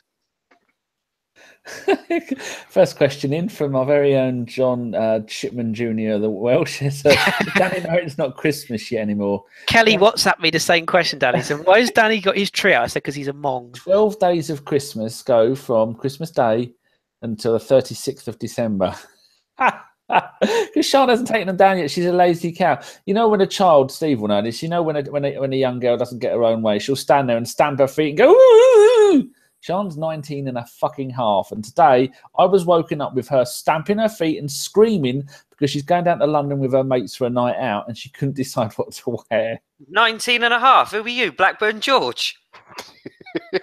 Being accurate. 19 and a half, almost exactly. No, 19 and 7 months. Anyway, so I can't take it down myself. I was there earlier, prodding it with a stick. All I got off was the candy cane, so I ate them and got on with it. Oh, you're such a fat shit. And my mum was here, and she's only 5 foot something. So what we're going to do on Twitter, if you go to @Punkie Punkieb, that's my mate Anna, and she's 5'12", as I'll tell her to tell the boys, and she's around tomorrow night. So if everyone goes and tweets her to remind her to take down the ones on the ceiling. Sexy Frank was around earlier, but he's too much whip of a lad to do it. So that's the answer. We've got some decent questions coming in as usual from I think Karl's putting them in there. That's him trained from his radio days. God, I'm not used to such organisation. Right, so first question. I'm going to start with Karl, and then I'm going to go Karl, Kris, Gimli, Steve. That's the way you are on my window. First one is from Pick Mick. He says, what does the panel think of Xhaka? So this is only for Karl. He says, he's defensively lacking, offers little going forward, and we've seen too many easy passes gone astray in recent games. I think he's actually got the stat of the most balls given away in the Premier League this season. And he finishes with, if we're supposedly playing him in the wrong system, is it really worth the effort it is to change our team system? Whoa. What? Back up. Position? What's the position? Listen, so I've got no tooth, have I? 16th of January, I'm going to go to the dentist and they're fitting me for a special adaptation tooth. Hello and welcome to Podcasting with Kris Eubank. Do it anymore, does he? He got beaten out of him by I don't know, some hypnotized. Yeah, let's move on. So Karl, is it worth the ball? What's up with Xhaka, and is it worth changing the system to try and make him look better? I think Shitbeard probably be better to answer this because he watched him from Germany days. No, I don't think you should ever change the system to suit one player. It's a team game for a reason. Yes, you can try and get the best out of players, but don't change the whole system just to get the best out of one player. I do think that we need to play 3 in the middle, and I do think playing 3 in the middle would benefit the whole team, not just Xhaka, but I think it would benefit him as well. He's not having a good time at the moment. His passing is way off. His positioning is really bad. His defense is not very good. You want to say give him a rest, but then who comes in? El Nene, Coquelin. We're playing him into the ground because we have to play him, because generally behind him there's no one else, and that's the reason why he's persistently playing. unfortunately. Fair enough. Right, Carpenter, you're not allowed to carpenter it when it comes to your go. Who's next? Oh, it's you. Right. From Akib, all together now. Thank you very much. He's now bench pressing 2.6 tons. If you watch him Beast mode on Instagram, he says, when Rambo comes back, do you drop Wilshere, Xhaka, or keep it as it is? Good question, that Akib. I think you probably keep it as it is for the time being. I can hear him now. Oh, you're talking about cups. You're talking shit. But that's not how Keith sounds. He's more Southampton. Don't fucking try it. Talking about Welsh justice is Kirsten right now. No, listen, Aaron Ramsey's been one of our best players this season. You know, I love the fact that people think I hate him. I don't hate Aaron Ramsey at all. I think he can overdo things and he winds me up a treat at times. But he's one of the few midfielders that I'd move heaven and earth to keep because he's something different and he offers us energy and that ability to break the lines. I just think that at the moment it's working to a degree, and you maybe keep with how it is. I know a lot of people would love to see a Wilshere Ramsey combination. I'm not one of them unless, as Steve said before, you've added it into a 3-man midfield because it doesn't give us the protection. I'd love to see Jack play deeper, you know, in the system, but I think him and Ramsey, you have to have Coquelin or El Nene or Xhaka sat behind in that basically a triangle. But then how do you fit Mesut Ozil, Alexis and Lacazette into that? It's a nightmare. But no, I think you probably keep it as it is. And Aaron Ramsey's coming back from another soft tissue injury. Talk to Dom about that. Don't rush him. You know, give him time, ease him back in. If needs be, Europa League. You know, don't force him back in at the top level of the Premier League in the middle of the bloody freezing cold winter when his muscles could well go back. With him, haven't we? Yeah, he came back from injury with Wales, and then we played him too soon, and he was injured again. Yeah, don't rush him. Ease him back in. You know, give him Europa League game, or if we get through the next cup game, ease him back in and you know, give him time to adjust. But yeah, it'd be good to have him back because we are a little bit short of options in that department at the moment. Thanks for keeping it brief. Gimli. Sorry. One from El Comandante 84, who will be coming on a radio show sooner, him and Stan, sooner rather than later. I think his name's Raoul. He says, do you think Spurs should get Shitterglitter to sponsor their new stadium? Yes, I do. I think it should be called the Shitterglitter Arena. Excellent. Shitterglitter Bowl. And I think the they should do a special line of Shitterglitter cheese for the halftime cheese shop. Why? I think you should do. Good God. What? Just Shitterglitter. No. Fucking our sponsors, Pirate. No, but you don't want to taste it. Jesus Christ. You do. Gimli, just because the Pirates are sponsored by Morgan's. Yeah, he wishes. How are the Pirates getting on, or is it all cancelled at the moment? Yeah, I've called off Sunday. Waterlog pitches. He doesn't want to talk about that. I don't want to talk about it. Stop playing at high tide. That's what you want to do. Right, yeah, next question for... Tracing the kit for next season already. That's the high part of my time at the moment. Money on kits, more money on players. One for Steve from Josh Robinson 87, who always sends in really good things, but don't follow him because his account is locked because he's the spy.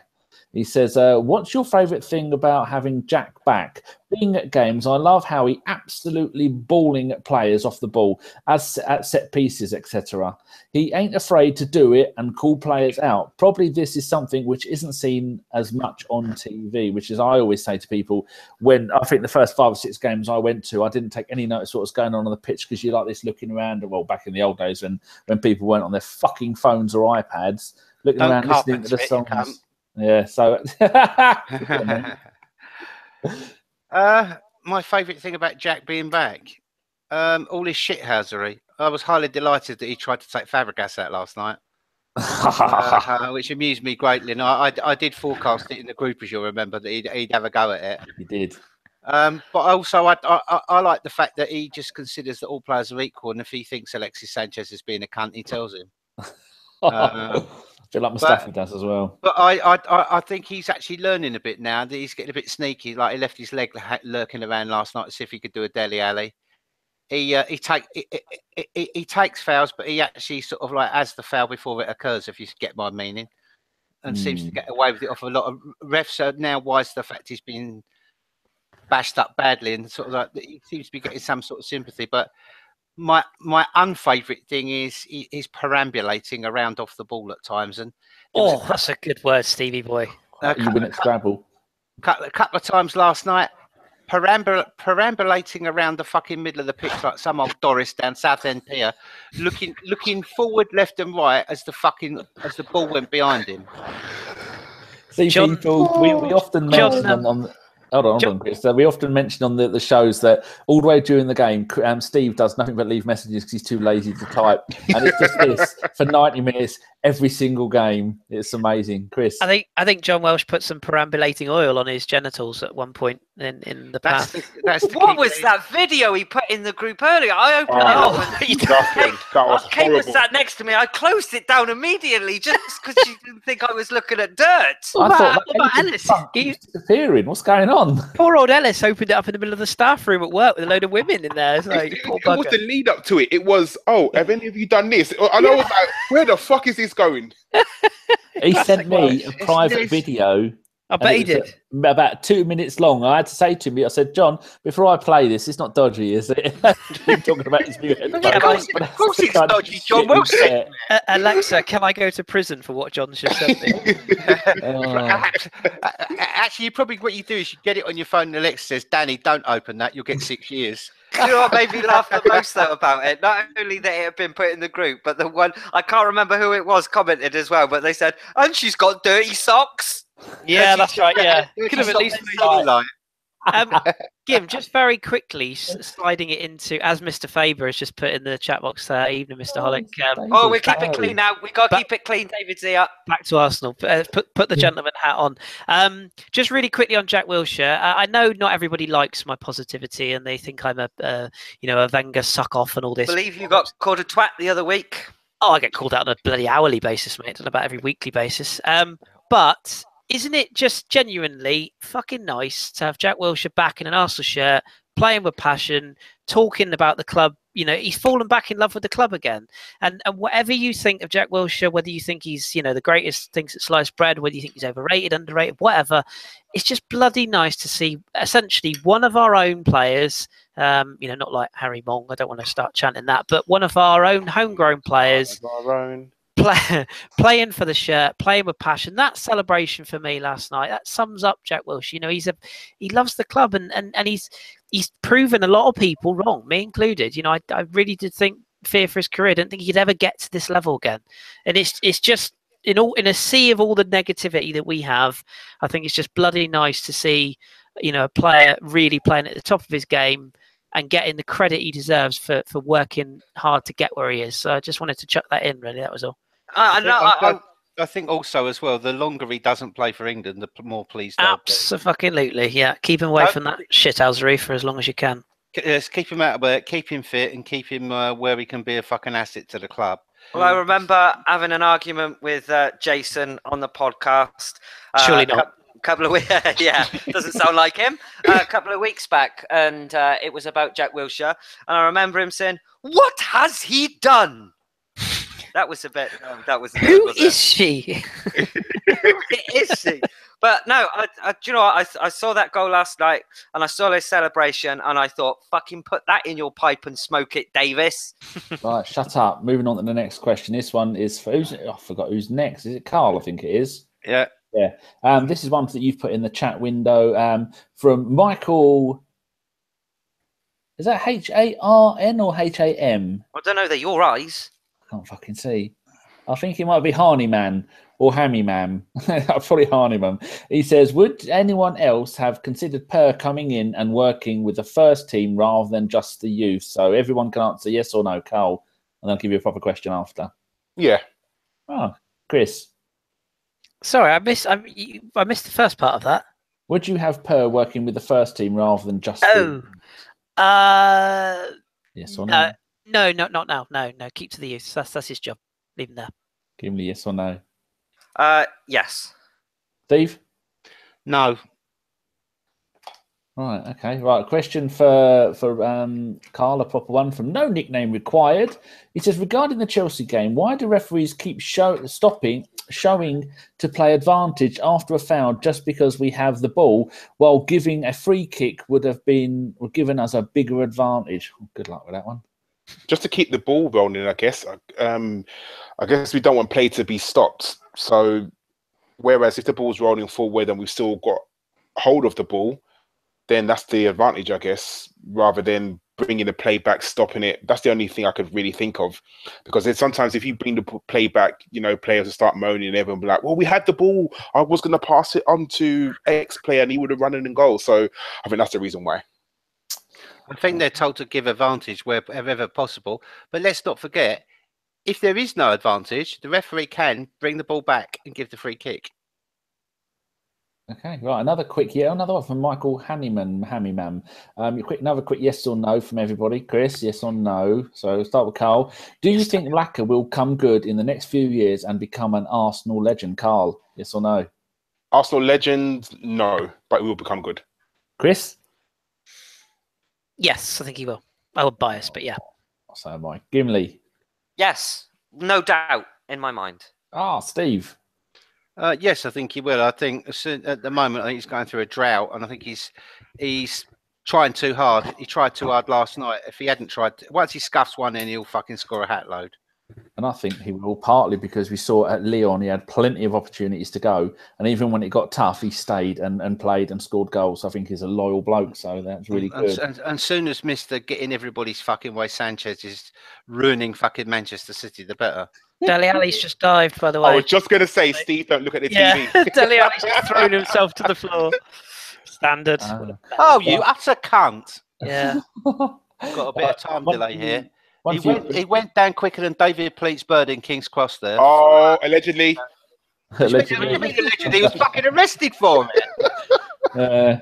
Right, and she was only 15. Shush. Sex case. Hang him. From Ariane HQ, this one can only go to Chris. Would you take Christophe Julien and Emile Forsberg in the summer? Emile Forsberg. Oh, it's that birdie who does the film with Mariella Forsberg. Oh, yes, Emile Forsberg, Swedish international, RB Leipzig. Yes, absolutely. I think he's the highest assisting player in Europe last season across all the top 5 leagues. Pleasure to watch. Yeah, absolutely. And Christophe Julien, he's Issa Diop, his partner at Toulouse, is the one that gets the headlines because he's a big hulking great man mountain of a centre half and is more of a defender's defender. Christophe Julien, I call him the French Rio Ferdinand, or Ligue 1's Rio Ferdinand. He's more cultured on the ball, bit like Cos, to be fair, but he's a very, very good centre half. I think he'll end up being the better of the two. Don't think Arsenal will go. We've scouted him. I don't think we'll pull the trigger on it, but I would really like him. I think he's very good. And Forsberg is superb. He'll go for big money. All right, another option for everybody from the list from the people live. This is from Neil Vaghela. That's not even a fucking word. He says, if you had the options to buy one from either Pulisic or Lamar, who would you get? And we'll start with Steve and go backwards. Steve. Oh, fuck me. Pulisic, probably. Yes. Gimli? Who would I go for? Probably Pulisic. Chris? Can I have both? I'm having neither, actually, but realistically. I would have Lamar just on the strength that he's a straight replacement for Alexis, but Pulisic is a wonderful player, especially if Santi is, bless him, dead. Not literally, obviously. But... Karl? Yeah, Pulisic. I think he is probably a Santi replacement in the making. Fucking hell, Dora. Fucking stab me in the leg. You mingy creature. Say that again, Karl, because I was busy screaming over you. Bastard. Pulisic, I think he's a Santi replacement, so I'll take him. And how many Yankee counts did you get for Christmas? The last count was 21. 22. Hey! I got one the other day. 22. Oh, you have to come round and we can eat popcorn and have a Yankee candle party and just set fire to all of them. Indeed, Danny. Get down to our underpants. Is it true you ate the fireside treats, Danny? No. They don't look as good. They don't taste as good as they look. I've got one on at the moment. Also, I should say, look, let's test the power of the chat box. If you think Danny needs to go on a diet, give us a thumbs up. If you don't, give us a thumbs down. I am on a meat-only diet at the moment, well, apart from a few potatoes. But yeah, meat only. I'm having 2 bits of steak and some fish fingers later. Just waiting for that to kick in there. Oh dear! Right, go back to the listeners' questions. This one will be for you, Gimli. From Kai Fletcher 7. With 2 cup games in a row, what strength teams do you think we will field in both? I think we should prioritise the Chelsea game, but expect mixed up 11s in both. E.g., does Lacazette start both? Gimli. I think probably the cup game against Chelsea, you'll see Danny Welbeck start because obviously Lacazette is ahead of him. I think you'll see a mix. I think you'll see Reece Nelson for sure. Eddie Nikita possibly on the bench as well. I think for the main game, you will see first teamers, but for the cup game, you will see a mix of maybe not as bad as a Europa game, but certainly just your standard cup side with take out Giroud and put in Danny Welbeck. What a lovely answer, young man. Thank you very much. This one is for Steve. Sometimes I lose track of what order we're going in. This is from James Howson. He says, Wenger seems quite sure now that there is an agenda against Arsenal due to many bad decisions against us. He says, what's your thoughts? But we've already been through that. But is he right? Do you think there is an actual agenda? I think there's an agenda against Arsene Wenger by referees. You did. We should be able to cut that bit that you did earlier. That I say, forward Johnny, and that's that bit that you did in the WhatsApp. But it is absolutely that. I mean, I think the problem is, as I was saying earlier on, that the FA is a sort of an ex-British Empire organisation. It's colonial. It's British Empire to the core. It's full of retired army colonels who still use their rank in there when they sign their name, and they all read the Daily Express, the Daily Telegraph, and it's people like David Ellery, frightfully jolly good chaps who, were appointed like vice president of the FA in 1955, and they're still going strong at 89. And it's all like, I say, you there, Johnny Cove, working class fellow footballer, don't you talk in that tone to me, young man. And I'm not having any of your cheek, Johnny Foreigner Arsene Wenger, either. You'll do as you're told, and damn it, what? And that's the whole problem with it. They, Garth Crooks into that. Talk to them like men, treat them like men, talk to them like equals.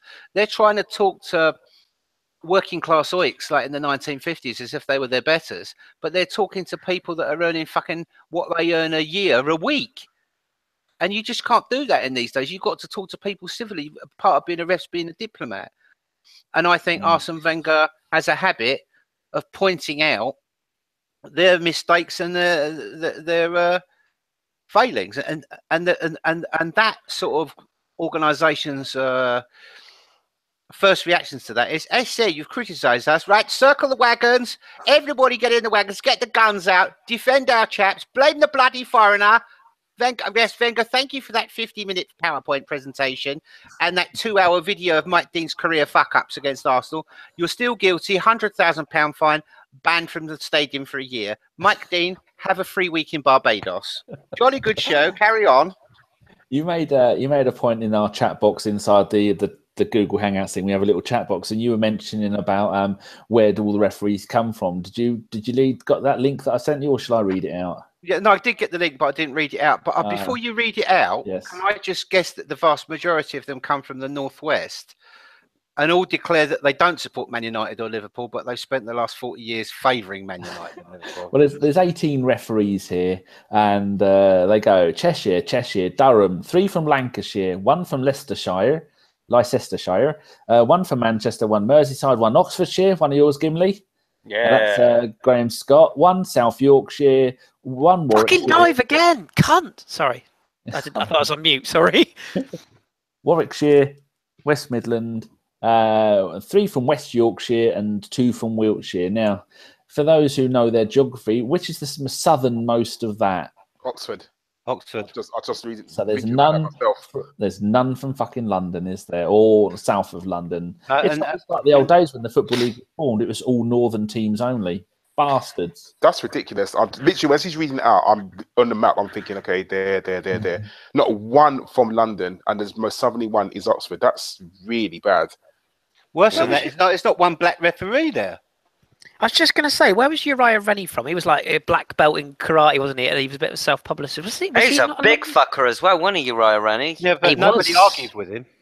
No, they didn't. Was he a London boy? Was he London, Danny? Can you find out where he was from? I'm just I did a wiki search of it. I spelled Uriah. I think I spelled Urea. I've got I've got a quick question. I will ask it now, but get thinking of your answers. It's from friend of the show, Jonas, who is at Jovi82. And he slid into my DMs earlier asking, what were your best and worst players of 2017? I presume he means Arsenal, obviously. He came from Sheffield, Uriah Rennie. Right, okay, I completely best worst Arsenal players or just players in general? That's your who you think was the best and who you think was the worst Arsenal player of 2017. Yeah, when do you want us to answer that now? No, you can. All of you can have a little bit of time to think on that one. Have you got an answer? Who, me? Yeah. Well, haven't I had a chance to fucking think about it? You might have read this an hour ago. I don't know. Right. While you're all thinking, I'll ask Karl for Noir Confidential, who will be the first Arsenal player to be sold this January? actually sold or loaned? He didn't specify. If it's sold, the only person I can really see leaving is Alexis, because I can't see anyone in our team leaving because we're so short on numbers. I think not Theo. Walcott. Oh, forgot about him. Yeah, Walcott. Yeah, more than likely Walcott. I'm going to go for Walcott because he's blatantly out the door. He's gone.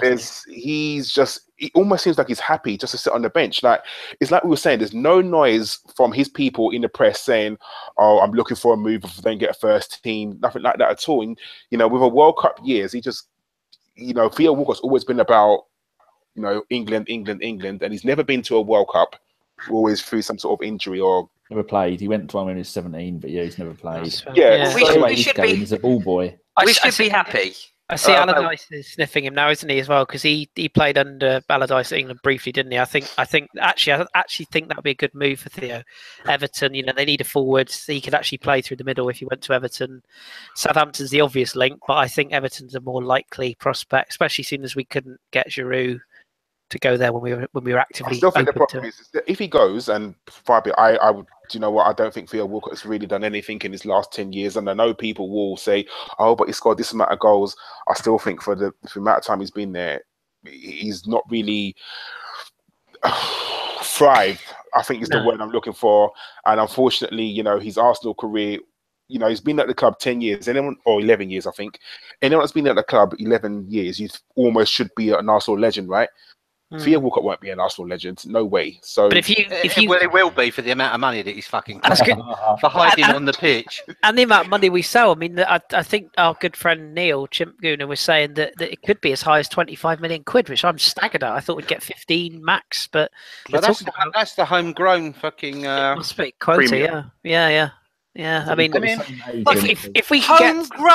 if we can get 25 million. If we can get 25 million for Theo Walcott, even 20 million, that covers the wages of a lone player to do a job for 6 months. What we want now is, I think I've said this on this podcast before, actually, in years gone past. Kris, what are you on about?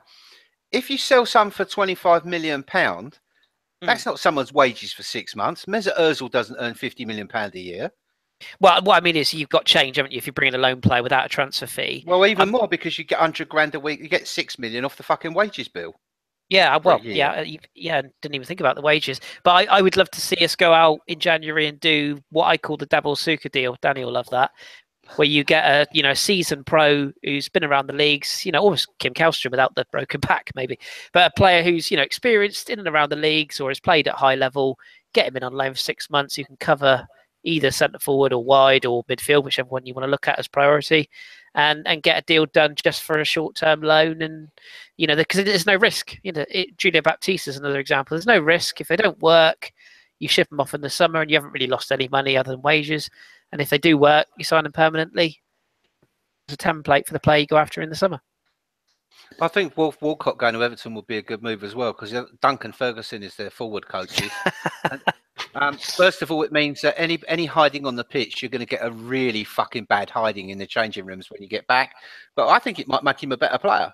I think Ferguson might be able to get inside his head and teach him. And there's a new book in it, isn't there? TJ and the Great Gravy Drinker.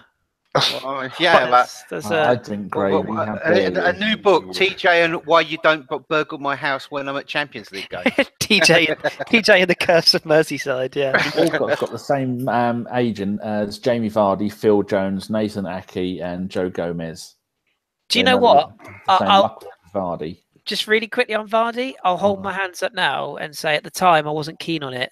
He would have got 20 goals already for us this season if we decided, wouldn't His he? elbows alone would have got us fired. Oh, yeah. It's quite annoying when you look back on it, isn't it? And it's nothing I'd like him and Lacazette, but Vardy could have played in that wide role, couldn't he? Even the wide forward, him and Lacazette. And he's a cunt as well, which would exactly. I'm not saying I like him as a bloke or anything else, but he would have got His missus is a prick as well. Oh yeah. Yeah, but that'd be great, because she'd be such a cunt. It'd give distract Wenger from all the other shit he gets up to. He doesn't have to fucking deal with that. I mean, that's why I miss Lucas Perez, really. I mean, he did score goals, and he was. But what I liked about him was his wish to run 40 yards to get involved in it or start a fight because someone kicked his teammate, and you can't beat a bit of that. Or a sly Italian fucking elbow in the boat when he thinks the ref isn't watching. Is there anything in the rumour about him being recalled? I've never known. That won't happen. We talked about it last night. I don't think there's any. It won't happen. Only recall to sell, in my opinion. If you get, because Everton were in for him, weren't they? If you remember rightly, but it looks like they're going to get Czech Tosin from Besiktas now. So, but I wouldn't be surprised to see other Premier League clubs. If we were to recall Lucas Perez, wasn't there a story? I think Arsblog broke this earlier. West Ham. Sorry. Hello, is that West Ham? Yeah. Yes, it is. What a goal it is! Goal. Tell Steve what's happened. I say. What a hit by Johnny Foreigner, right out of the Spitfire from distance. I say that coloured gentleman just swiped one right past that French chappie, Hugh Loris, who was asleep on the touchline. A bit of a vulgar display by the West Ham goalkeeper playing a guitar there. Go on, you mighty irons. What was I saying? You were saying nothing. We're going to go to Gimli's question. No, it was a really good point. It wasn't. Deportivo was. are doing shit. Oh, fuck. Perez. Yeah. Perez, wasn't there a story Arsblog mentioned today? Apparently, what's the boy, Bramall and Carl Jenkins are likely to be coming back in January. Did you see that? Because they're not playing, are they? Yeah, but apparently they're coming back. And then got sacked. But apparently they're coming back to be part of our first team squad. Europa League run. I mean, really? Really? Okay. Right, stop. What do we need a car? Do we need a car park attendant then? We need a grass cutter, lawnmower. So Gimli's question was your best and worst Arsenal players of this season. My worst is going to be Xhaka. I'm really disappointed in the way he's performed. And my best is going to be Jack Wilshere, just if nothing else but to annoy Jason Davis. Okay, I'll go and do mine then. For me, Theo Walcott, the guy's stinking out of our club. And I just want him to go. I'd like that Van Dijk money, or if you trace it back even further, the Coutinho money. To go on Walcott, so we can go. Got a little bit out of Liverpool there, but no, Walcott for me is the worst and probably the best. I agree with you, Danny. Jack Wilshere coming back into the first team and doing really well. It's heartwarming because he is one of our own. Kris, how long before Spurs get a penalty for nothing? Oh, it's coming. No, I don't think Mike is allowed to give a penalty this evening. Oh, good. That's original. I think Spurs actually have had a couple of valid ones turned down because I think he's probably been on orders to not fuck this up, you twat. Kris. I had a joint worst two. I couldn't split them. Theo Walcott is one. And when you say worst, it's harsh, but hasn't performed. The other one was Kieran Gibbs, who obviously we let go in the end. I just thought he had everything at Arsenal. It was all on the plate, and that Man United game in the Champions League with all the flags and all that finished his Arsenal career that night, sadly. Best, I'll buck the trend. I think Aaron Ramsey. I think has had a brilliant year. When you look at it in isolation, the whole year, he's a player that divides opinions. I think when he's played largely in this calendar year, I think he's been a difference in many games, particularly the cup final. Oh, Davis's pants. Jason's nice just and finished warm. himself off. I was going to say, Jace is like literally covered in it right now. But no, I really think he has. And you have to give a mention to Alexis and Ozil. No, you don't. Karl. You do. The worst, Theo Walcott, unfortunately. I think he's just been absolutely atrocious this season, or this calendar year, I should say. And my best, Monreal. I think we seem to forget how good he actually was towards the beginning of the year, and sort of his performances throughout have been quite good. He's chopped and changed where he's played, and I think he's done really, really well. So Monreal for me, definitely. And finally, Steve, best and worst Arsenal this calendar year. Yeah, my sort of worst is sort of like one's deserved and one's sort of like because of his fitness problems and shit game management of him. Koscielny for me has been a very bad player this season. I think he's struggled. I don't think he's anywhere near the player he was. Management by the club of his injury has been quite bad as well. What the fuck we were doing playing him over so many games in a row over Christmas, I don't know. But he's struggled. This has been really bad. And the other one, I think, who's been quite genuinely awful is Francis Coquelin. He's nutmegging a man and then managing to pass the ball straight out into touch and end up on his arse in a heap, just fucking summed it up. And that dying fish dive that he did. Oh, God, yeah. Chelsea, was it? He kicked the ground and fell over his own feet. That's it. That was an actual FIFA celebration. And my best players, I can't split them up.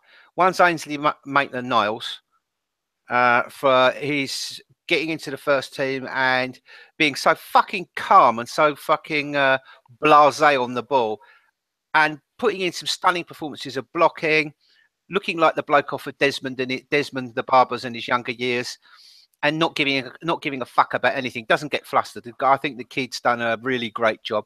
And the other one is Reece Nelson. I think he's come on, but it's in a bounds. But if you've got to put one in front of the other, it's got to be AMN for me. Just in the chat window, Ariane H says, worst is Bellerin, the best is Nacho. No nickname required. He says he agrees with Kris that Ramsey was the best. See if anybody else, I'll just ask them if there's anyone else got any answers. Oh, here we go. Dan has put, the worst is Wenger, the best is Sanchez. Michael Harniman has said, worst El Neni, Coquelin, the best is Wilshere and Ashley Maitland-Niles. Anyone else going to put any in there? Not that I can, because we're about 30-second delay behind us. But I'll go and see if there's another question before I get any other answers. I can't remember who this is meant to be to. I'll start off with Karl. This is from Schwinn. It says, Happy New Year, gents. Thoughts and predictions for 2018. Where does this season end? Where do end this season? I think he's gone all bloody Shakespearean. Where do end this season? Premier League in Europe. Some ins and outs. And where do we find ourselves next year at this time? Halfway into the season. Bloody hell. Good luck with that. So the first one. Happy New Year to him. Where do we end up this season? I think we won't get top 4. That's just my opinion. I think we'll just miss out. I think we'll be 5th. Again, unfortunately, just because there are teams. I mean, Man City have won the league. We know this, so there's no point counting that. As much as I hate Man United, Mourinho will end up 2nd just because he kind of knows how to do it. Chelsea are there or thereabouts in 3rd, and I think it's between Liverpool, us, and the scum for 4th. And for some reason, I don't know why, I think Liverpool would just pick 4th. So I think we'll miss out. As for ins and outs, the outs, Sanchez definitely gone. I think Ozil will stay. I think Jack hopefully will stay. I know that he got interviewed yesterday for Sky Sports and they asked about the contract situation, and he said there is nothing to be said, but that may just be talk. I want Jack to stay. I think we need to sort out the contracts of so many players at this club. I think we need a new goalkeeper. We need a centre back. We need a new centre mid, wide player, and we carry on. I think until we know what's happening with Arsene Wenger, I think it's kind of limited to what we can and can't do. I don't think he's ever going to leave this season, the end of this season, sorry, because he's never, ever sort of reneged on a contract. So he will see out. And I just think until he goes next season, we just don't know. But that's what I think will happen for foreseeable future. Okay, just a few more answers in the chat window. Nicky Wilson's put Nketiah. Mr. Boblex is best Monreal, worst is Coquelin. James Falassi, oh, for fuck's sake. Worst is Czech and Coquelin. Best is Rambo and Ozil. Oh, here we go. Fucking thing. If you scroll down too quickly, they'll disappear. Kevo Gunner says best is Rambo, the worst is the Cock. Oh, here we go. The Mr. Crab himself, Shipman Jr. Best is Ramsey and Ashley Maitland-Niles. Worst is Cock, Theo Espina, Bellerin, Welbeck, and fucking Wenger. Has Mr. Holick put one there? Oh, should have been to. Oh, yes, I think they're talking about the game. Right. Next question is going to go to Kris. One that you can only answer with one single question. From Siddharth. I love Henry, blockbuster player who elevated our club. Maybe I am exaggerating, but why do you think he is talking bullshit on Sky about team spirit and the penalty on Hazard? Easy. He's paid to do it. He's paid to make copy. The same reason that Adrian Durham gets thousands of Arsenal fans panties in a bunch every week. Me and Steve have talked about this a number of times. Karl as well. It's hits and clicks. It's making people call radio stations, making people put good copy. Arsene Wenger loves Thierry Henry. They probably had a good joke about it, afterwards. It is what it is. The same reason Gary Neville will troll Liverpool fans and Carragher will troll Man United fans. It's what they're paid to do. Danny Murphy is one of the best. Danny Mills, sorry, is one of the best at it. Talking utter shite, getting paid for it. Can I make a quick point about Danny Mills? On this podcast I was listening to with Jeff Winter, the two players on there, I can't remember their names now. And they were saying one of them was Jimmy Bullard, and he said, "Jeff, was there any players that you really fucking hated?" And Jeff said, Danny Mills. And he said, "Well, yeah, actually," he said, "I had to send Danny Mills off a couple of times at Highbury for being a fucking idiot." He said, but when I come off the touchline, he said his manager told me, "Oh, he's not really bad lad. He's a nice lad outside." He said, so I went in the players' lounge afterwards to find out it was a completely utter wanker and worse than he was on the pitch. and in that one nutmeg, Thierry Henry ended his career and indeed his life. With that one nutmeg. He's never forgot it. He's never got over it, as he brings it up, and he always gets a bit tasty when they bring it up. But no, Thierry is Thierry's a very eloquent and very well spoken pundit. Backstabbing traitor. But no, he's not. But like anyone, as I say, he's got to say certain things. It's been proven on camera that the players did celebrate together. It was a non-story that got quite a lot of clicks on SkySports.com. So I won't worry about it, mate. His legacy doesn't get tarnished for that. It does. It's really. I saw him. I'd go, "You're a fucking backstabbing traitor." Do you think the Barcelona fans think you're a legend? No, they don't give a fuck about you. And do you know what he would say? He'd say, "Shut up, you fat twat." And I would fucking have him. I'd have him up on charges for, I don't know, chairism. Right, Gimli. This is from Mike from Gooners in the USA. This is going to be senseless, isn't it? He says, would you potentially allow Jack Wilshere or Ashley Maitland-Niles to swap places with Czech for penalty kicks? That way, you're not having to sub Czech out of the game, and surely the athleticism would give them a better chance of saving it. And no, I'm not even remotely kidding. AKA, should Czech save more? Yes, he should definitely save more. Did anybody else see that stat? He's not saved a single penalty for us. 9 out of 9 he's let in, I think it is. He only needs one more to make the Premiership record, the cunt. But he's had 12 clean sheets this season. The record is 15. If he'd have saved half of those penalties, he'll have more clean sheets. Yeah, that's how it works. Should we save more? Who here thinks we need a new goalkeeper? In the long term, yeah, absolutely. Who here thinks we need a new goalkeeping coach to get rid of that fucking cunt, Payton? I knew that'd aggravate him. You know what'll happen, Steve? We'll get rid of Payton, and then Almunia will come back as first team goalkeeper coach. No, Almunia can't play football, can he? Because he's got a heart condition. No, that's true. Yeah. But Payton actually can't work. He's got a hip injury, and he's apparently our esteemed journo spy saw him limping around the club.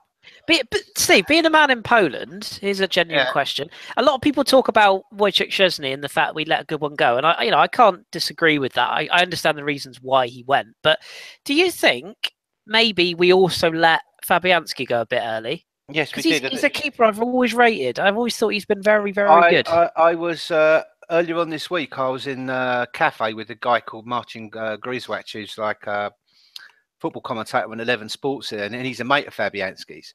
And I was talking to him and a guy for Canal Plus about Szczęsny and how brilliant he's been at Juventus in the games he's played when he's been there. And they were saying that Arsenal really fucked up when they let both of them go, especially Fabianski. I think people forget they call him Flappy-Hansky, but if it wasn't for him in that penalty penalty shootout, Sorry. Oh, those fucking Dog eater 1-1. Carry on, Steve. Bollocks. Come on, because the game here's too. How the fuck have you let that in? You utter cunt. They're bringing on Andy Carroll. Don't worry, they'll score. So no, I just wanted to injure this fucking dog-eating, padded up prick. Where was I? Yeah, they were both saying that without Fabianski, we wouldn't have won that FA Cup, and we wouldn't have won that trophy. And I think when I look at him for Swansea, he's got a really bad defence in front of him. He is doing a bit of a Jim Leighton. He's saving a lot of balls, but he's pushing them straight out to players who are slamming them straight back past them. But he did save some penalties. The issue's not the keepers. You could put David Seaman in his prime, or you could put David De Gea behind our defence, and they'd be shit because our defence is crap. And the coaching is poor. Well, the coaching is destructive. Yeah, I do think I know we've got a lot of business to do in the summer, but the goalkeeping element is one I worry about. I think Peter Cech has still got another year in him, but what you're seeing at Juventus now, in that Buffon has said it's his last year, you're seeing Szczęsny play 2 and 3, 2 and 4, ready for being number 1 next season. That's where I would have liked Arsenal to have been now. David Ospina is clearly going to leave in the summer, and fair play to him. He's been loyal this season when he could have gone in the summer. Just gone, and then Emilio Martinez, I think, is a very good future, probably backup goalkeeper. Spain for fuck's but yeah, sake, he's exactly not playing. So I would have loved us to. This is probably why I know John's made this point about Szczęsny. It would have been great to have had Szczęsny still at the club now, where he could have played, 1 in every 2 to 3 Premier League games with Cech coaching. But it was made very clear to me when I was talking to the guys that one of the clear reasons why Szczęsny wouldn't come back was Payton. And basically, there was a beef between those two. Fabianski left because he couldn't stand the fact that he felt that he wasn't getting the nod to get the number 1 position because of Payton. He took Tony Roberts with him to Swansea, who also couldn't get the top goalkeeping coach. Because the problem is Payton is Wenger's chief enabler. The players call him the head. He's Wenger's brown noser. He's sort of fighting to sit next to Wenger at dinner and agreeing with everything he said. The players take the piss out of him all the time. And he, basically the problem is Szczęsny's like, well, I come back, but I want another goalkeeping coach. And Wenger just went no, because he won't let his bloke. He won't. I mean, Gazidis released this bloke's name to the Telegraph as one of the first people he would lob out to bring about change. And Wenger said no, he's got to stay. That's why you lost Szczęsny. And it's insane. And Arsene never got past the incident at Southampton, did he? And to a degree, I know it's not a popular view, I can kind of understand that, the discipline element. I think he lost his trust that day. I think that was a hard thing to come back from. But you could shut up for a minute and let others speak. But the smoking in the showers thing never occurred. Didn't it? No. Categorically never occurred. It was something around an incident involving it, wasn't there, or something? But I don't know if we'll ever know the truth. But that tackle could have killed him, and he'll get away with it. Right? Oh, Mike Dean allowed it. What a surprise! That's what led to the goal. It is. But even so, talking about goalkeepers, who's a replacement? Like, who do we get? Like Jack was saying, Butland. Yeah, I like Jack Butland, but Stoker going down. Is there someone better than Jack Butland? Chris, who was there? On the European market, there is, yeah. I've got a real worry about us going for Kevin Trapp at PSG. I've got a real worry about that. He's very good friends with Mesut Ozil. He's not playing at PSG, and I don't rate him at all. I just think because PSG want Donnarumma, who's basically being hounded out of AC Milan at the moment. Because he signed a contract, wasn't it? Yeah, exactly that, and the money demands and whatever. I would have loved Handanovic at Inter, but I think he's signed a new deal now. There's a lot of candidates, Karl, to be honest. There's a few in Spain that are very good. Oblak being one in particular at Atletico Madrid, but you have to pay top dollar for him. And we've got a World Cup where we're probably going to see all sorts of wacky and wild goalkeepers. But Mattia Perrin at Genoa is another one that you could probably get for good money. And Is that the old boy off of FIFA that's got the dodgy barnet? Yeah, he was basically the Buffon incoming before he did his cruise shit and had basically a year on the sidelines. Came back, did it again, and he's come back just as strong. So he's made a strong shit. But yeah, goalkeeper, it's hard, isn't it? What sort of goalkeeper do you want as well? You know, do you want to Timo who? Oh, Timo Horn. No, who's the one from? He plays in Germany. Can't remember who he plays for. There's Timo Horn, who's a goalkeeper. Is he the young one? He's on FIFA. Who's the Cologne goalkeeper? Oh bloody hell! I'll have to look that The up. clown from the McDonald's adverts by the looks. But of it. isn't that Timo Horn? Hang on, Yeah, I'll look it up. He's a young one, isn't he? Isn't Fawn There was at Karius. Frankfurt? No, I noticed none of you have mentioned Heaton at Burnley. Yeah, good at clean sheet. He's been injured all season, hasn't he? That's the only thing. But Nick Pope's done really well. Yeah. Well, While you're thinking of that, let me ask some more questions because we've got some more. I'll look up this goalkeeper while No, you carry on. get this window licking cunt out of it, for fuck's sake. Right, who's Gimli? Question for you because I fucking lost Splendid, track of man. who's having. Chris ain't having any more questions. From the Texas Sorry. Gooner, he says thoughts on when Ramsey is fit again. Does he immediately retain his place in central midfield? I think once we've eased him back in before you say that. Could we see him on the right hand side of the midfield again if we use a back four? What would you like to do, and what do you think Wenger will do? First and foremost, I think I've got to echo what Chris said earlier. There's no way that he should be chucked in again. Let him have some time to recover from his injury. But yeah, as soon as he's back and recovered, the whole him and Jack thing is it's like Splendid foul. Lampard and Gerrard, isn't it, for England? Oh no, surely not. David Noble first foul on a Middlesex wanker, and he gets booked by Mike Prick straight away. Fucking Well, honestly. Go on, Who is Gib. he? You gone quiet, Gib? Yeah, I was waiting for other people to stop speaking. No, that's never going to happen. Get on with No, it. no, it's probably not. No, I would. I go against the mold. I'd like to see if him and Jack can get some time together in that midfield, and I think it could work. But of course, it needs to be tested. There's your quick answer. Seeing as we've already been going for 2 hours. Yeah, that's why I've just rounded Timo up. Horn plays for Cologne, by the way. Yes. Thanks to Leo Branks, Alex, our Haitian sensation, Jax, and so it's probably not Jax, is it? And David Marr, who sent in questions we didn't have time for. And we've had loads of really good questions from the chat box as well. Mr. Bob Lex and Neil Vala, unpronounceable, no nickname required again, and Ariane, and yes, and James. I'm trying to think how you said it. Falaise, Falaise. Just followed us on Twitter. Fellatio? No, so that's someone else. Kim. So all we need to do now is predictions and gentlemen's nods.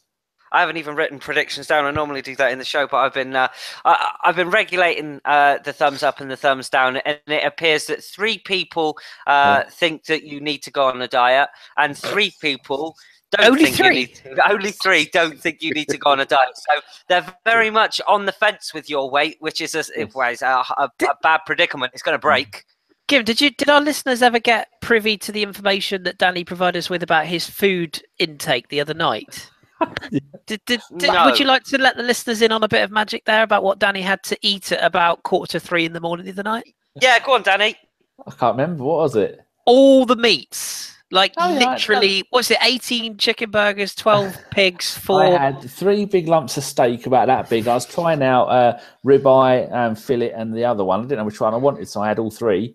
And I had some chicken breast and some bacon. Yeah, Even listening to that, my arteries hurt, Danny. Like even you listening need to to listen that. to Joe Rogan's experts about food nutrition. That there's good, But not that much in one go. No fat in it. Cut fat off. Have you been yet? Oh, yeah. Yeah. I don't think he's ever been, has he? It's probably Yeah. it's like one of those things on South Bank show where he finally has a shit after 6 months and goes 7 foot up in the air out of his wheelchair.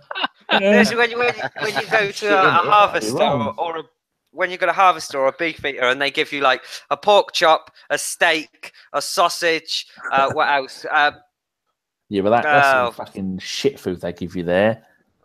No, I know, but literally, like after all that meat, like your fucking kidneys hurt. Oh, at least I've still got my kidney and the liver. Right, first prediction is Sunday the 7th. I get away at Nottingham Forest. I'm going 3-0 Welbeck. Lovely stuff. Kris? Sorry, I missed the question. I was reading a message from John Welsh there. Sorry. Say it again. Was he telling you to get the fuck on with it? No, for once. Sorry. Forest? Prediction for Forest. Oh, prediction for... I do apologise. 3-0 Welbeck. Wonderful. Steve? 4-1. Ainsley, Reece Nelson. Lovely. And Karl? Oh, that's 3-1. Give it. Welbeck. Wonderful. And I'm going to go 4-0 Welbeck. And the other one we've got to talk about is Chelsea away. Danny, we'll go with you first. 4-0 some 12-year-old. That sounds very David Pleat. Prancing across the pitch in a suit. Someone who's probably younger than my child. I think that's the best way I can put it. It's going to make us look like twats. Steve? What game is this we're predicting for now? League Cup first leg away. Oh, fuck me. Chelsea 3, Arsenal 1. Jorge Mendes, love child, first scorer. Okay, lovely. Karl? 1-1 El Nene. Beautiful. You are Kris? facing the piss. Were we at home for the first leg? No. Away. Yeah, we're at the House of UKIP. Off the tube, straight back onto the tube, door shut. Away. I think it will probably be 2-1 to Chelsea, sadly. And I think that's why he's not going to play. He never does. That's fucking genius. I'll go... Oh, bloody! I'll go Willian first scorer. I think 2-1 Chelsea. Yeah. I'm going 2-0 to Chelsea, and I'm going to go Morata first goal. I think he'll put us to the sword after missing too many. But a Danny Dyer update. It seems like someone has now thought that you do need to go on a diet, so they've taken their thumbs down, and thumbs up is now up to 50. Where have they put it? I don't know. I don't know if they've just said no. You don't need to go on. You do need to go on a diet. Oh, I've made it complicated. But basically, can we get on with the show because it's like fucking 10 to 11 here? Yeah. Okay. It was Danny. Did you? Was that it? That was it, wasn't it? Yeah. Yes. So all that's left then is shout outs. And I'm going to do my shout out. And let me just get it up here. It goes to our man, Adam Guna72 on Twitter. He is at Adam Petit, but it's 2 T's in Petit 1972. Go and give him a follow. He's a lovely, lovely fella. Steve. My shout out's going to James Howson at Big Jimmy _V. Oh, lovely bloke. He likes Leeds. Yeah, likes Leeds, but he also loves Arsenal as well. And me and him have been having a big banter backwards and forwards about refs and various other country in football. But he's a firm believer in the fact that if Dele Alli dives, he should actually be shot so he dives properly. Top chap, go and follow him. Kris? 2 quickies. Chris Lodato, who's at Lion in Purple. He's an Orlando... I was going to say Orlando Magic, Orlando FC fan in the MLS, but he also is a big Arsenal fan, tweets me regularly, nice chap. And also, lady I spoke to recently quite a lot, she's poking me for transfer information, which I don't have, sorry. Leanne McKnight, she's at Leanne McKnight20. And yeah, she's lovely and very polite and pleasant. Funny you say you don't have it, but you keep tweeting about it. Karl? Fishing him. I'm fishing. You should all say to everyone that saw the Winston Reid tweet, it's not true. We are not signing Winston Reid as Mustafi's replacement. Classic Gim trolling, that was. When I refused to do it on behalf of Davis. All I'm saying is Davis put me up to it. I can't wait till that Son runs up to fucking Chelsea fans at Stamford Bridge and puts the shush sign up, and one of them jumps on the pitch and knocks a cunt spark fucking out. Probably the one that was shouting at the Arsenal game last night and no one fucking chinned the cunt. Cannot believe that. Oh, that's unbelievable, that video, isn't it? Well, it's not. It's just fucking tourist modern football. In the old days, we'd have fucking hung him over the fucking side, the cunt. Until he pissed himself, I think I read it. You said, yeah. Until he pissed himself, then we'd debate about whether we let him go or not. As he pushed him off. A downward fucking motion. What a knob. Yeah. So the best tweet of the day was a Chelsea fan who does Chelsea news, and someone said, This is brilliant. he said, "Fucking Arsenal thugs stole my bag and put it in a bin, and then took the piss out of my receding hairline." Any more transfer information, mate? Not now, mate. Not now, mate. Not now, mate. I'm upset. Not now, mate. I'm crying into my latte. Took the piss out of my receding hairline. Karl. I'm going to do it to the last person that followed me, and it was Alex Watkins. That's at AJW08. Wonderful. Check Danny, out the tweet about Mohamed Salah as well, Gimli. Which one's that? The guy who tweeted about who's having an argument with somebody about Egypt being in Africa. Oh, yeah. Absolutely priceless. No. Sorry, Danny. I think that's, again, the fucking Meerkat sister account, isn't it? Probably. It could well be. Danny, finish us off with a shout out. Much like Karl, Alex has just followed me. And then the other one is James, how do you say his surname, Steve? The Falaise? Falaise, James Falaise, who is at James Falaise. Football, golf, tech, Londoner, retired below average footballer. When I read that, I thought it might have been Kris, but I were average, and then I didn't see the word sub-average, so I thought it can't be Kris. Cheeky fucker. And he looks good in a Been suit. ruined twice in 5 minutes. Both of those two gentlemen have followed me as well, so hello to you both. And can I just give a shout out? If you like weird accounts, there's an account called 70s Dinner Party. The older Arsenal fans may like to follow this account and look at all the horrendous 70s British cuisine pictures that are in here. It's at 70s_party. I'm actually looking here at a lemon chicken salad, which appears to be wedged inside aspic jelly. It's absolutely fucking disgusting. And it's the sort of thing that caterers used to wallop up with office doos. And then the bosses would wonder why everybody got fucking cunted and left all the food. They put tampons in them to make it steam, don't they, as well? God, I don't know what's going on. This is just go and have a look at the account at what was it? Fucking hell. At 70s in numbers _party. Fucking some amazing culinary horror shows in there. Can I have a look at that? So is that it then? That's it for this week, I think. It's been over 2 hours, so you've had your lot. So all that's left then is to thank my wonderful guests tonight, Steve, Karl, Kris, and Danny. Had to be. That was hard work thanking Kris there, wasn't it? Yeah, it was hard. It always is. Twice in 1 week is enough for anyone. You had to elongate it and say it slowly so Kris couldn't wedge a word in sideways. Hey, I stepped in at the last minute, you cheeky shitbag. I could have bailed on you, but I was here. You certainly did. The Reverend Raj, he's been down in Australia trying to exercise the England and Wales's cricket team's evil demons. Where is Jeff Arsenal, by the way? He's gone on holiday. Again?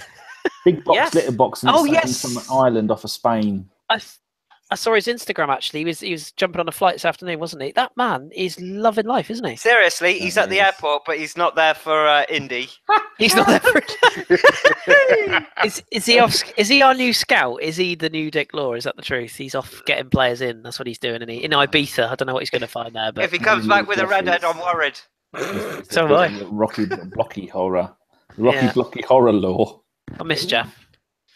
Oh, right. I should just say thank you to a few people in the chat box. Mr. Boblex, Dan Fry, Sidhu, Corey Austin, Chris Lodato, Loki, and James Falaise as well. I hope I haven't ruined your name or not turned it into a penile. So that was a Bergkamp Wonderland podcast. Thank you so much for listening, and keep it Arsenal. Good night. We should just leave it recording the bits so we don't have to put any extras in. I didn't want to embarrass him. Yeah. Cheeky monkey. Can I just say that Mike Dean is a massive vagina? Massive vagina. Yeah, I'd have gone the whole hog and called him a cunt. Elva JJ. Elva JJ. I reckon if Mike Dean was a vagina, We are still live. yeah, he would be vajazzled. Gimli, what are you having for dinner? He'd be rhinestone vagina cowboy. Oh, don't go there. You know what's going to happen. Gim, what are you deep fat frying for dinner? No, I'm not deep fat frying anything. I'm having pork chops. It's I'm not you, having Danny. spaghetti hoops, and I'm having mash. Spaghetti I'm hoops, having- are they Sainsbury's own or No, they're fucking Heinz. No, No, I'm it's having originals. home cooked soup by my lovely housemate. So I'm getting fed this evening. It's great. beautiful. What are you having for dinner, Danny? Fucking a variety pack of ham. A cow. You fucking Cow. Come on, I'm intruding. You come, my darling. I'm going to share it with the cats. All Like- sit I in like- a circle and destroy it. I could listen to an hour of Gimli cunting off Danny. Just an hour of that. I could just. I listen can to that. imagine, right? I reckon we should start an ABW food channel and just put Danny in charge of it, just like a fucking webcam of him up to his All antics day. in the kitchen Cooking. with live nutrition information from Kris and Gimli. Danny, I By still- various ethnic inputs on the Polish side from me and Karl with the Caribbean side in there, adding the cholesterol, get that weight up. If you Cole don't probably follow, get Ian Wright to turn up and not if fucking you- tell us. if you aren't Shut part up. of. If you aren't part of Carl's Snapchat, you won't know. I'm pretty sure Carl's family are very, very good in the kitchen. Am I right, Carl? Yes. Some of the stuff you've posted, it looks fucking awesome. So yeah, don't be knocking that. I'll have to come and sneak in there and have a look at that. I still haven't got over Danny saying he was having some ice cream and then just putting the whole block in a fucking bowl. I'll tell you one of the best ones here ever was Vivian said, "Dad, can we have some ice cream?" I said, "Yeah, there's a tub of toffee ice cream in the fridge." So she got it out. She said, "Oh, it's fucking rock hard. I'll leave it out on the table to defrost." So she put it out on the table with the top off and stuck a fork in it. And we'd both forgotten it was out there. All of a sudden, I thought, "Where's the dog?" I got out in the kitchen. The dog was upside down, and it had obviously ate it and shat it right out all over. Don't you look any different? No, that's exactly the point. I've never bought toffee ice cream since. I only got to mention ice cream to the dog in Polish, and it sort of like fucking goes and hides under the bed in utter shame, you know. I'm going to have 2 things of steak and some Tesco's finest fish fingers, and maybe a bit of chicken as well. Do you know what? I'm surprised you don't sit there with your value pack of fucking Tesco's ham. Value? And you You're put, having red meat. and you put slices of and it just on your face and wait for the cats to come in and Oh eat it. no! I have Tesco's value. Chris does. You open his cover, it's all full of Sainsbury's It blue is, stripe. Can't lie. It is very much part of that. Yeah. When was the last time you... I had an Arsenal fan come and visit me last week from London. Remember, we're still recording. Yeah, no, and he came with his Polish lady because they were going to see her parents in Krakow. And he said to me, "Do you want me to bring you anything?" I said, "Yeah, he brings a couple of pork pies." So he said that I got some Marks and Spencers in the airport. He said the rotten bastards didn't have any proper like normal size pork pies. He said they only had them mini ones. He said you can't buy someone them. He said you could go through 25 of them in one sitting.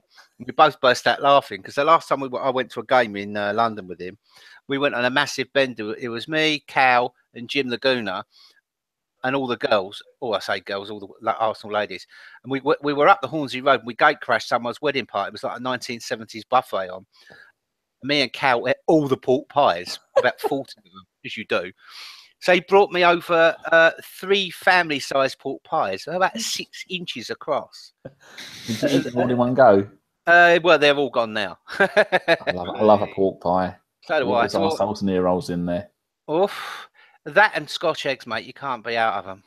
Until you find a bit of shell in the Scotch egg. Disgusting. We're a big advocate of Scotch eggs on this show. Who don't like a Scotch egg? Whoa. Yeah, as long as there's no pubes in them. What are you stolen this week, Gim? Remember, we're live. Nothing. Nothing? Nothing. Are you still on probation for the No, I'm not fish on finger incident? No. Did you see Dan Fry's quote in the chat box? Feels like a lock-in. ABW bar.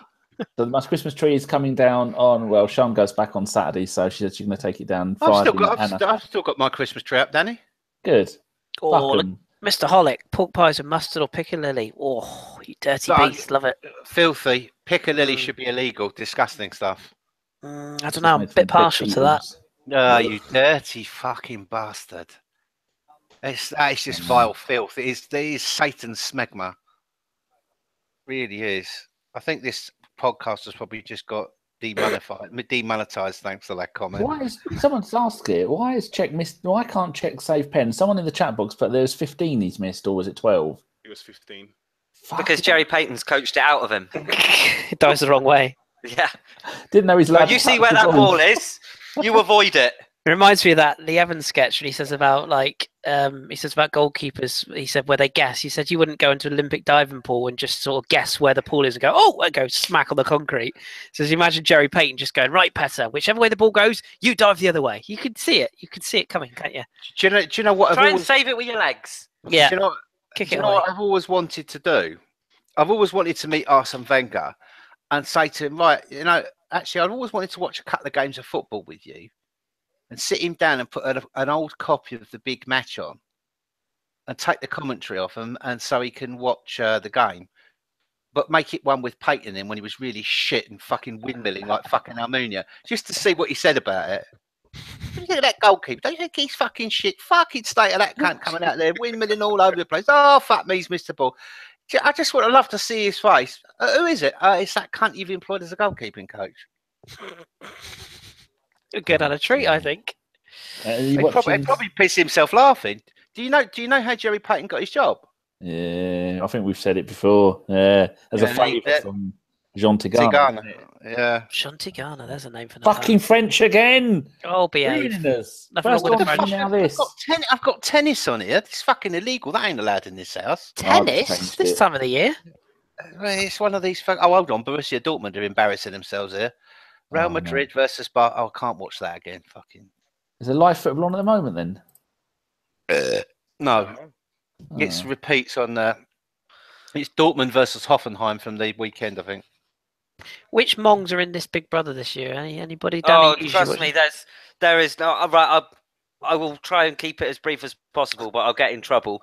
Literally, there is a transgender woman. There's someone who broke up. What you mean, Anne Widdecombe? No, she's there as well. There's some bird that broke up a child paedophile ring. She's famous for being an ex-copper. Don't know how an ex-copper can be famous. And the other three, not a fucking Scooby who they are. No. I really don't. And I've just Is it one of them? A thing there still? Is it one of them? Sister. I was going to say it's Karl's best mate's Boris's sister, isn't it? I think. Yeah, Boris's sister's one of them. Are they putting But how blokes in or are they not patronising? bothering? Yeah, they're putting blokes in on Friday. But how patronising is it, right? That the first thing they do is they get them to come in the house, and it's like a wire the plug. It's the year, bearing in mind they're advertising this year's Big Brother as the year of the woman. So the first thing they get to do when they go in, first task is effectively wire a plug. So when the men come in, it's the first job they're going to be doing Paint is the the nails. washing up. The washing up. It's not sexist at all, is it? Jump answers. No, it's like. I should stick that idiot fucking Toby Young in there. He'd fucking have a whale of a time in there. Nicky Wilson just put DT is in it. Could you imagine? Could you imagine? Oh, Wesley Sneijder's going to Galaxy, is he, Chris? Well, he was all set to, and apparently a Qatari club have now put in a bid tonight as well. That's a career that's bloody forward, isn't it? Oh, it was a move that Really, never worked. Do Poor you know how I bastard. remember where Xavi is? Because it makes me sad. He's at Al Sadd. Yeah, What Yeah. a waste of time. a lot He's of just money. getting Going. money, innit? Is that Qatari? Yeah, a lot of money. And What's same he with making? Schneider. 300 a month. Schneider went to Galatasaray and basically ate turkey, literally, and then got an offer to go to Nice, south of France, nice weather and all that jazz. Barely played, signed in a blaze of glory, and now is being shipped out on a free to Qatar or America. So Could have been brilliant. see, Ashley Cole got a new deal as well for Galaxy, didn't Yeah, he? 1 year. Bless him. Walking around, not bad for a living, just strolling up and down doing fuck all. Yeah, much like the Galaxy last season. Yeah, living the dream. Right, that's me done because that's my dinner time. I Bosh. didn't hear the bell ring. There is no bell here. Jeeves. No. I think you might be offside, son, by about fucking a city. Fucking hell. What a cunt. I think we should. That's enough extras for people. There's still 88 people listening, so Yeah. Let's wrap this shit up. So we've still got Loki is still there. He's just called DT the duck-billed fatty puss. They're all cunts. Nicky Wilson says DT is in it. He better not fucking be in it. Dave Faber's still got his Christmas tree up as well. Top. Yeah. Happy birthday to Mr. Holick for next week. He's going to be 50. Happy birthday, Dave. Who's this wrong'un? Loki 73. Scotch eggs with prawn mayo in the shell. Go and stand in the corner, you horrible, horrible individual. Nicky Wilson says, please don't go. Nicky, I put your question in early, right in the middle of the pod, because they were talking about something that was relevant to it. Oh, fucking hell. Yeah. Yes, I did know that. Yeah, so happy birthday to Mr. Hollett next week. He says that it will be 50-11. You count in the days? 21 days till mine, Danny. I expect presents. Yeah. You can be 40. 35, you cheeky cunt. How about another year's sponsorship? It's just my hairline that's 47. You'll be getting like that Chelsea fan blubbing over his hairline if you. I just retweeted it. I just retweeted my birthday? No, retweeted the Chelsea one. It's at the Chelsea Daily, and he's just done it, so I just retweeted it. Miserable cunt. Yeah, fucking look, it's just reminded me I'm 35 this year as well. Oh. Behave yourself. I'm 58. What the fucking you lot whining about? I'll be 48 in October. 48. This good looking in 48. How does that happen? Most of it's beard. Is that stone? Right, everyone. Yes, Karl. Right in at the end. Say goodbye, everyone. Boom. Goodbye, everyone. Bye. Bye, everybody. Bye. This Chelsea Daily cunt's had a breakdown there. This is fucking ace. Well, tonight was a fucking disaster. When I got out of the ground, some Arsenal thugs took my bed and put it in the bin and made fun of my receding hairline. Scumbags.